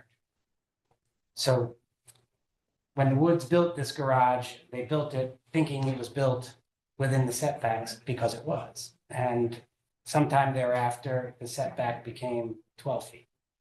And because of that is the reason they're here. So that would be the basis for the hardship.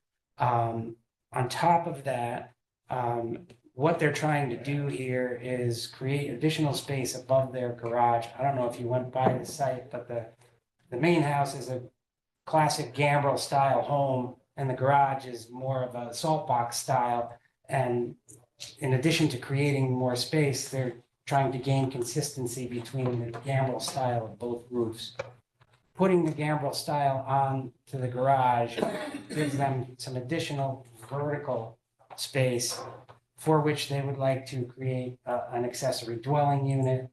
I put in my letter, I don't want to rehash my entire letter. I hope you've read it. But the accessory dwelling unit regulation in town, together with the Affordable Housing Committee's recommendations, that these types of accessory dwelling units are what we want to encourage. They're low impact. They don't add new buildings. They provide, as in the case here, where family members who've lived on the site for their entire lives can stay there in an independent living setting, whether it be for parents, other family members, or others. It provides an option for housing that I think ought to be encouraged, and that's what the Affordable Housing Committee has opined as well and recommended. It also is in the introductory purpose to the accessory dwelling unit regulation that we have. These types of arrangements be encouraged. That's sort of the argument for why it's consistent with what the comprehensive plan and the neighborhood. What we have here, and Tony Olduk from Stevens Engineering is here as well. He can show you the exact addition to what is being added when you change the roof style. It is a vertical expansion of the current side yard setback, which we could have went to 4 feet when it was built. It's 5.7 feet from the side yard. That makes it easier. So if you look quickly, this peak is the existing peak. and we're switching it to gambrel. That's literally the only change for the garage. Help, You can see the change.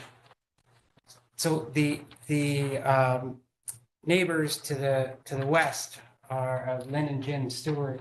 They've submitted a letter of support, as well as Simon Etzel, who's the neighbor to the west, and there's some other letters of support as well.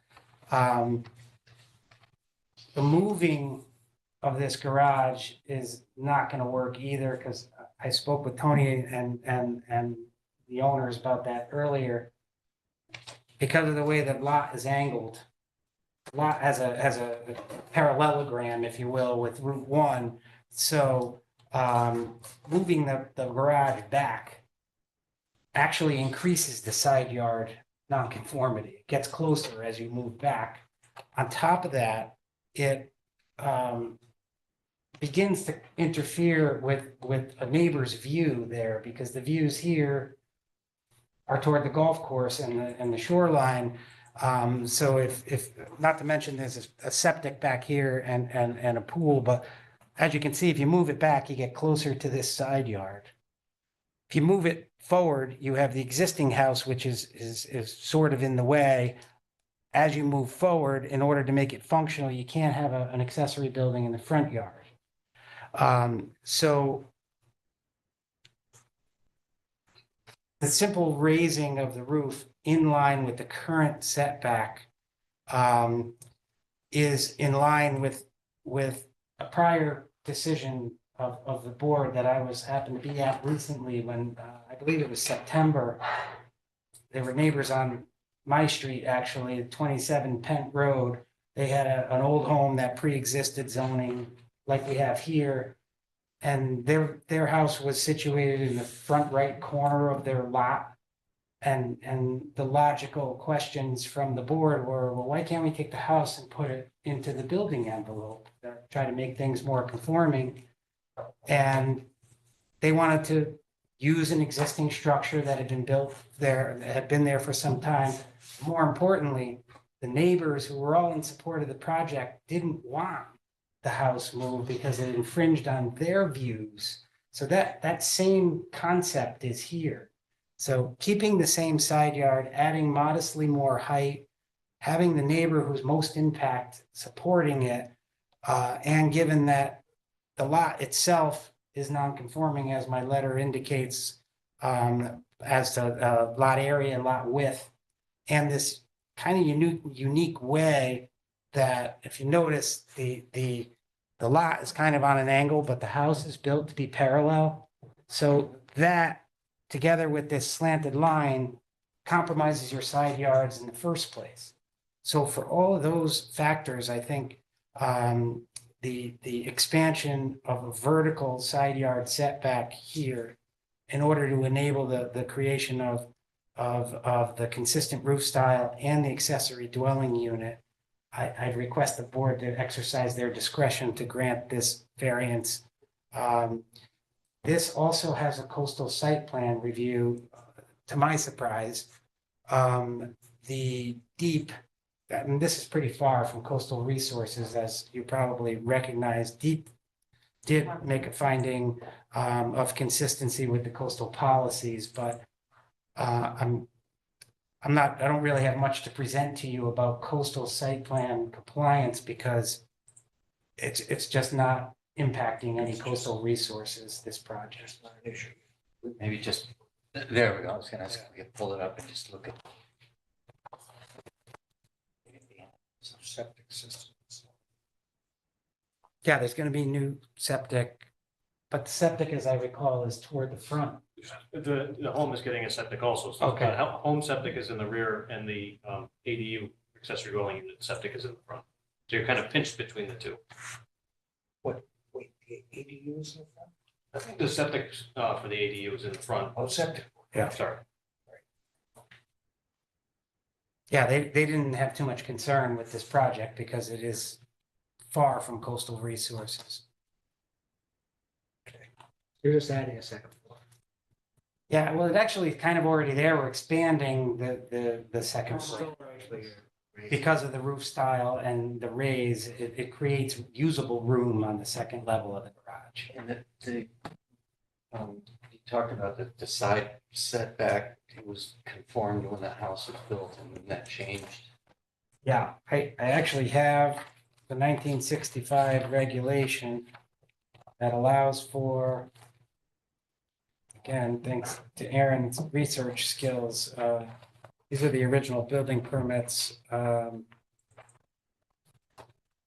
yeah, section 11 of the regulations back in 1965, 11.2, no accessory building or structure except for a fence not over 6 feet high, shall extend in a residence district within less than 4 feet of any side or rear lot line. So when they built the garage, they built it in compliance with the regulations. If somebody were to build a garage today and they otherwise had room for floor area and other zoning requirements, they'd be able to do this without having to come and get a variance. So in my opinion, that constitutes a hardship based on when it was built, it was in compliance, pre-existing zoning, much like the variance that was granted on 27 Penn Road near me, for the very same reasons. It was a home that was built prior to zoning, and that was the finding of hardship. I have a real quick engineering design question, and it is the typical, did you consider this question that I usually ask? Maybe, hopefully I have an answer.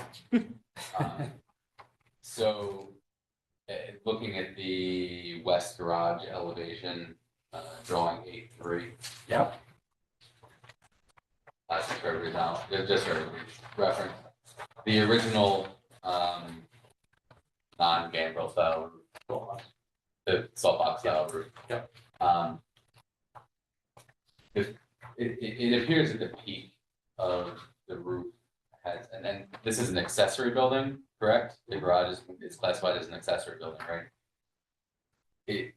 Is it not possible to adjust the, to make it a gambrel style roof while keeping it the same height? Because I think that the problem is that an accessory building, and it's my question, is that an accessory building, from what I understand, has to be as far away from the property or from the property line as it is tall at the closest point to the property line, right? No, because this accessory building is located within 15 feet of the main Right, structure. so it's considered bulked in with the main structure, right?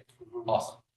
So therefore, its requirements are the same as the main structure. Correct. Great. That negates my question in total. Oh, you rained on his parade. No, It's not here. no, I'm just No, being clear. I don't want to rain on anybody's parade, man. It's Christmas. I have no questions. No, I don't have any questions. Anybody in the public wish to speak in favor of the application? Anybody online? Maria? Only person online is. Anybody just would like to speak against it?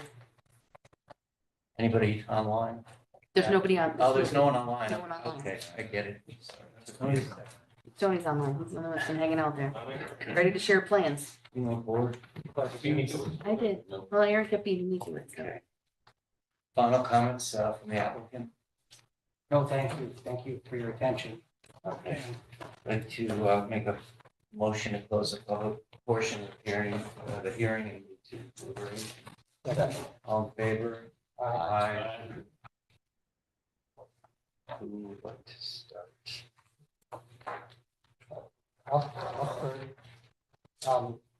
I think this is a very rational request. I think the town, given the fact that the town is pushing for accessory dwelling units on properties, even when it may incur some variance to the zoning.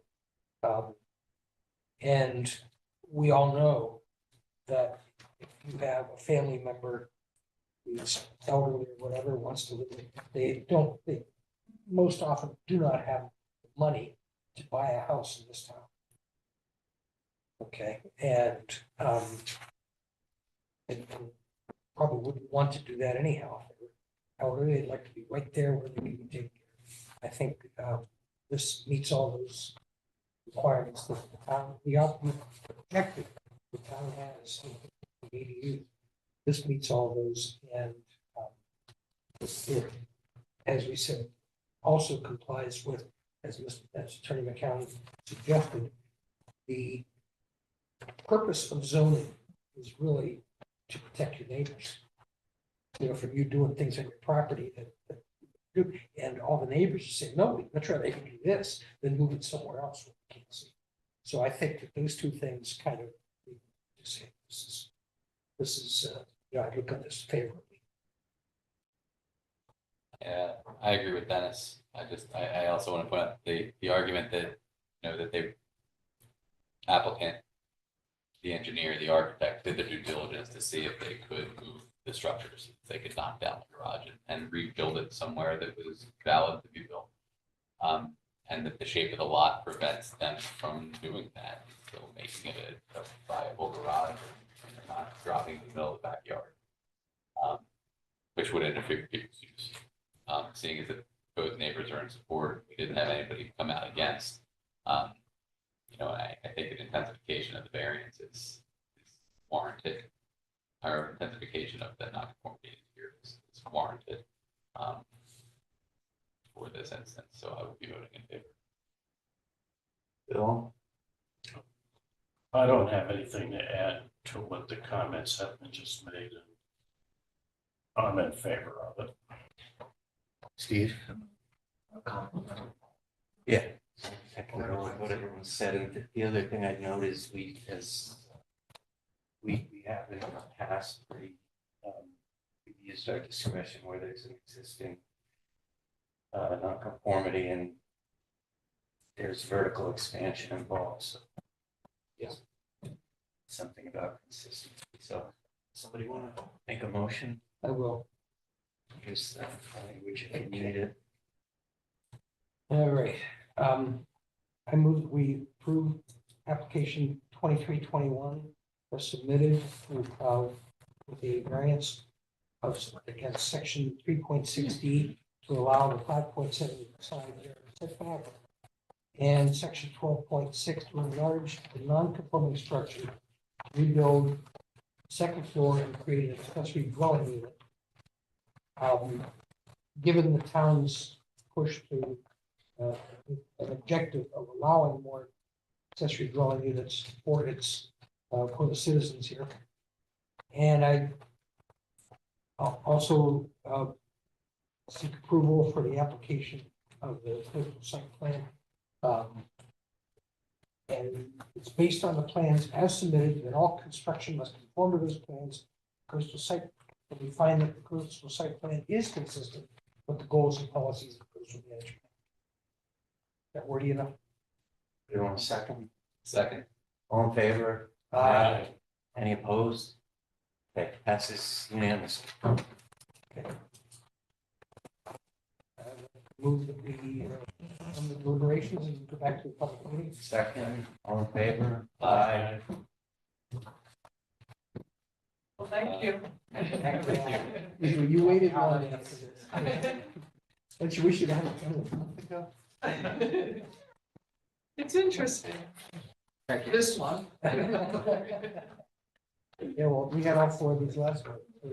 They should have a good night. Everybody said, oh no, there's only four, we can't take that chance. Right?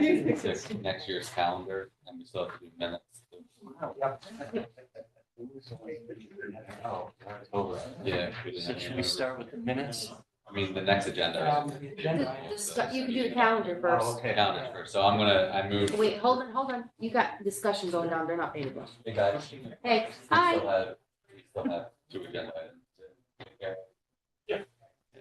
So it looks like the meeting dates were provided for the next, 12 meetings, give or take. So I would, or is that 13, Maria? Yes. So I'm going to go ahead and move to approve the annual meeting schedule for 2024 based on what was provided. I will second that. All in favor? Aye. Aye. Any opposed? Okay, passes unanimously. Great. Next one, I'm gonna move to approve the minutes of October 10th, 2023. All in favor? I abstain. Opposed? Okay, so there's 2 abstentions. Three approvals and 2 abstentions. That'll work. Majority. I couldn't tell who. I can't see who. I abstained. Okay. And I did as well, because I wasn't present at that. Okay. meeting. I think there was one. One last item. No. Okay. I would like to motion to close the meeting. Did you approve the November 14th? November 14th is not on the, It's on the. oh, it is? Okay, Agenda. It's on the back. sorry. What did we? November 14th, we didn't have enough people in attendance, so we had to We had to continue open it- all the open, November yeah. items to today. So we have to approve it? Yes, but there's minutes Right? report that happened. We Oh. had a business meeting, Okay. Oh, so, and I see. yeah. So just the fact was that. Yeah, so I move to approve the meeting minutes from November 14th, 2023. Second.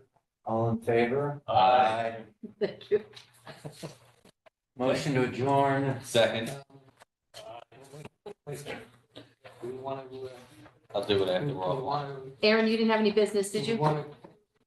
No, happy holidays, everybody. Can I bring up? Aaron, Sure. Aaron, can you hang on after we go offline for a little bit? We have, you want, We're Yeah. not, well, we won't, go. Well, okay, go ahead. And actually- Rich has something to say first. Since we didn't, the meeting packets, I know we went away. Can we revisit that? Or is that something we should take off?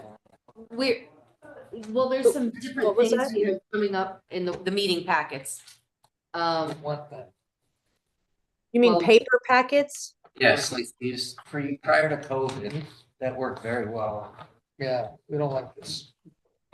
So a couple of things. We're going to be moving into online permit Permit. applications. So applicants in the new year, hopefully by the end of January, will be applying to the commission via online. And so that will allow us to link our documents to our agendas easier.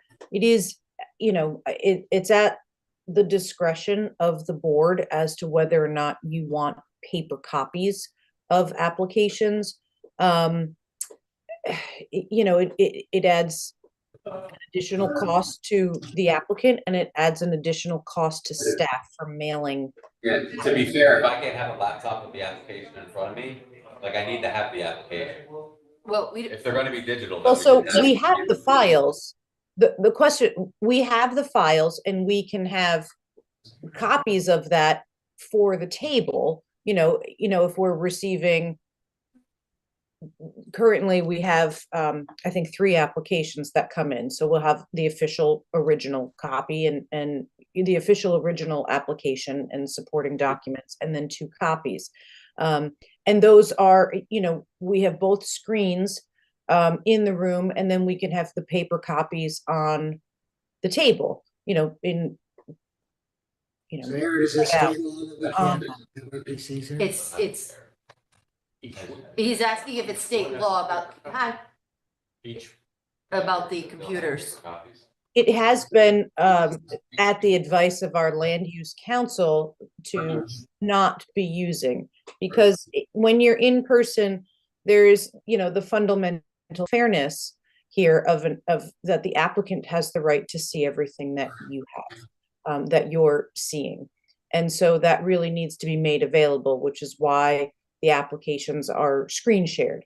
So these are hybrid meetings. You have the option of attending remotely on your computer if that's easier to see, or in person. In person, we can give you paper copies, but we are, trying to reduce the amount of paper as a This- whole. Yeah, the town in general, and we were told this, and I think it was just before Aaron came, they have reduced the paper order that we get greatly, because the town is gearing towards paperless. And so in order for us to start reproducing these packets again, that's gonna be a matter of eventually. Going paperless in no computers kind of. Well, what we can do, I mean, like Aaron said. You can request it from the applicant, but it would be, we're not going to absorb the cost of shipping these mailing these packets I don't to. care if it's shipped, it's just. I don't care if you ship it, just if Boards. we have it available as reference material in front of us, whether there's one for the table or two for the table for the evening, I'm not saying ship it. I don't want you to ship anything to my house. That didn't work out. I never got anything until literally the Monday before the meeting anyway. Yeah. So And when we walk in the doors, have it on the table. yeah.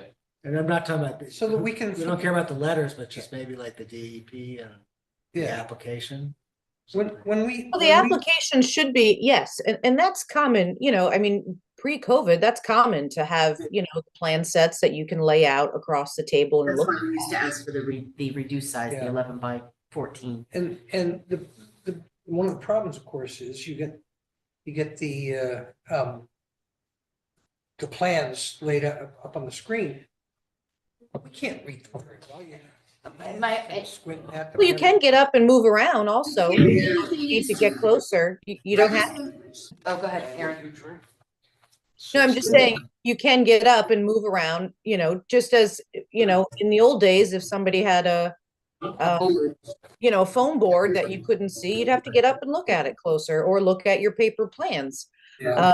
And it's also good to flip through. If there's a letter you want to refer to, you just go. But Oh, yeah. that's what we're saying, you don't, you want the whole entire application, all the letters and everything reproduced, I'd or? much rather just have a computer. No, it's not even like the- See, everybody's talking about something different, that's the point. Yeah, so. So we can easily accommodate having additional paper copies. I think that's something that has to be established by the board. If everyone is looking for a paper copy of the application, that's something that we have to pass on to the applicant.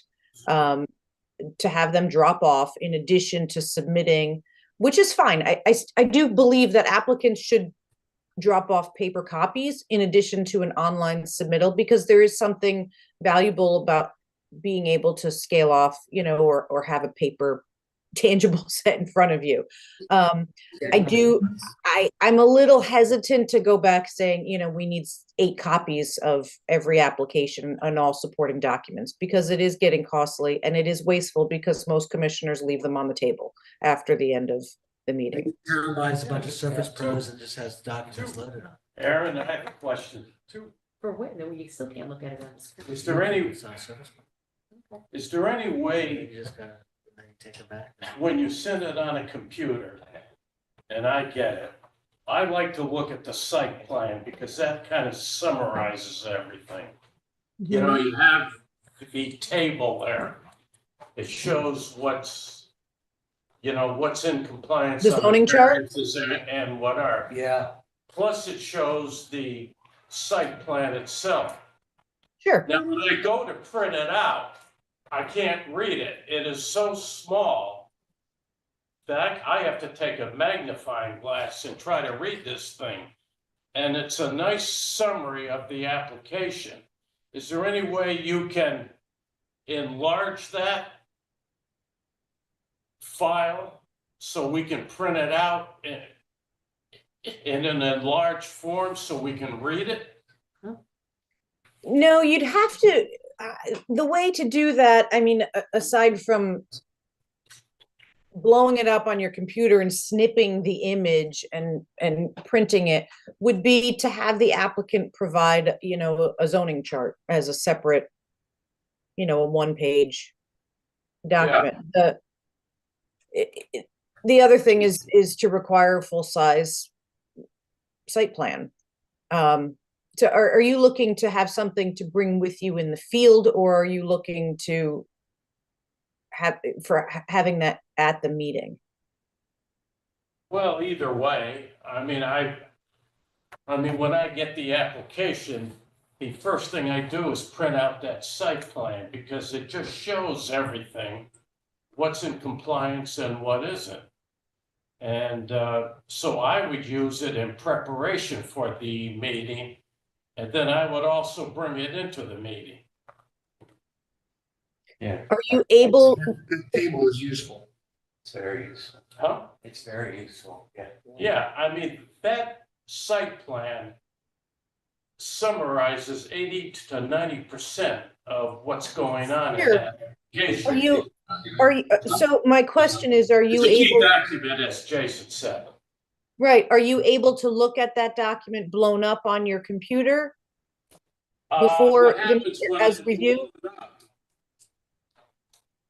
It only blows up a certain section and then I lose everything else. So you can see the chart, but then you can't correspond with the actual site. Yeah. Yeah. It was very. Well, that's, well, I mean, that's very- basically going back, you're basically going back to asking for a full size. Yeah. It doesn't have to be the whole packet though, just that site plan, so. Right. When we go to the house, we've got this paper, you know, we're not lugging around a laptop or something, we've got this paper in front of us, you know, like we did 2 years ago. It's Or very- maybe there's a way of programmatically taking that site plan and just enlarging certain areas, print it, and then enlarging another area and print it. Not on from a staff ability. I mean, we could print, we're not printing on behalf of the applicant. So that's, so whatever you're requesting is going to be passed on to the applicant for them to produce as part of the application documents. And so maybe that's, well, you referenced having the other, Dennis referenced having the other supporting documents, you know, the reports from Deep, which those are all digital. So those come to us digitally via email, and they come to us as PDFs. So I don't know that I need that. I'm sorry, I didn't mean to. yeah, okay. Well, so if it's a site plan, I mean, you may, is an 11 by 17 sufficient, or you need the 24 by 36 full size? This is a reduced, yeah. That may be, yeah, a reduced copy isn't gonna be the easiest to read. That's helpful. Yeah, that's better than. That's helpful, that. Yeah, thanks. Yeah. I'll come over to your house. I've got a magnet. Is that sufficient to build? Just one thing, I went to the library, the Madison Library, and I told them that I was with the zoning board of appeals, and they said, oh, you're with the zoning board of appeals? I said, yes, you know, I said, I have an agenda of 250 pages that I'm not gonna print at home, because my, you know, my printer's gonna overheat. So they said to me, we do this for free.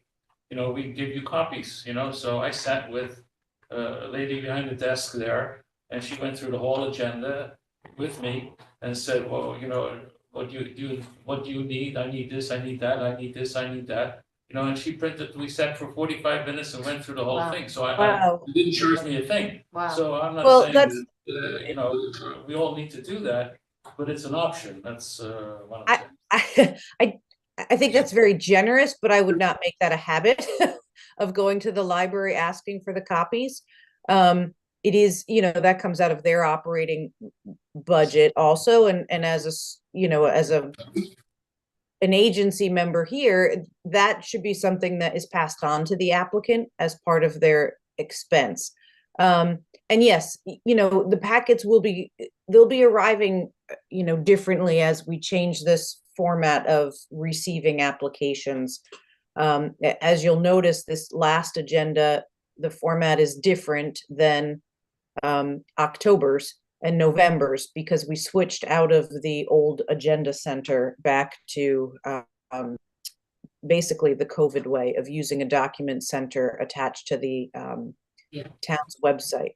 And the town does not want to store all of these digital files on the server. And so that is also one of the reasons why we're streamlining our permit process and utilizing our Viewpoint Cloud software to house all of our documents, so that we can just link to them. But let's, you know, in that direction, if we ask for 8 copies of a site plan, and that's helpful to you for going out in the field or having your own paper copy. Typically the survey is one sheet. That's fairly inexpensive for the applicant to produce. If you want paper copies of the entire applications and all supporting documents, that would add up, but it's not unheard of. There are other municipalities whose boards still do that as well. And it is within your purview to ask. I guess we just would like to know specifically what you're looking for. I don't want to, it should be an agreed upon policy by the entire board and not one member wanting one thing and one member wanting another, because we won't be able to accommodate that.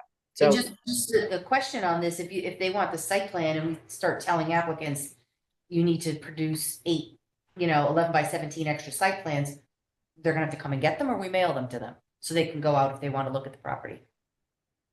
Cause that we're getting them, they won't be getting them until the meeting. right, you'd have to be able to, Yeah, we'd assemble the packet and tell you when it's ready and you can come and get it, Yeah. which isn't overly convenient either. yeah. Because if we're going to get them, it's because we're going out to the field anyhow. So I think, Driving by here on the way is, could we all agree on that then? A paper, the size Marie indicated, site plan, 11 by 17. we come pick it up ourselves when it's ready? Yeah. Or you bring it, you bring it to the meeting if they don't pick it up. Yes. Those that aren't picked up. So Here. What was that, Jason? I was being sarcastic. Oh. I was gonna say we need it on H size. I'm listening to censure, Jason. Second. But Can I be censured, please? So is that all right, Aaron? Then I think we all agree thank you, sir. on just the site plan. If that could be Okay. done for the applicant. So- We'll right. deliver to you and we'll come get them, and you just let us know when they're ready, hopefully in advance, so we can take them on the weekend to the. Normally we would have the information just about, the week following your meeting, because we have to set the agenda for the following month to be able to run legal notices. So as soon as that legal notice is set, we know the number of applications that you're gonna have, and that's at least 3 weeks ahead of your upcoming meeting. So we can have those packets of, however many applications you have, the site plans available for you. And you can come in and grab them. We can, Michelle can email you and let you know that they're ready. I think that'd be a great start, yeah. Yeah, that And- works for and me. like I say, just addend to that, just the idea that those that aren't picked up will be made available once we walk in the door here for the meeting. Yeah, we won't, we'll just put them out and you can bring it. And we'll also, moving forward, we'll have a full set of drawings. We're likely going to request at least 2 copies of full sets, because staff needs one to be able to review, and then we have the original. So both of those full applications will be available for you. And during the meeting, and maybe, I'm sorry we didn't make that clearer to you, you're welcome to say, excuse me, can you pass the application down? Can we look at this plan? Can we set the drawings up here? Can I read through this?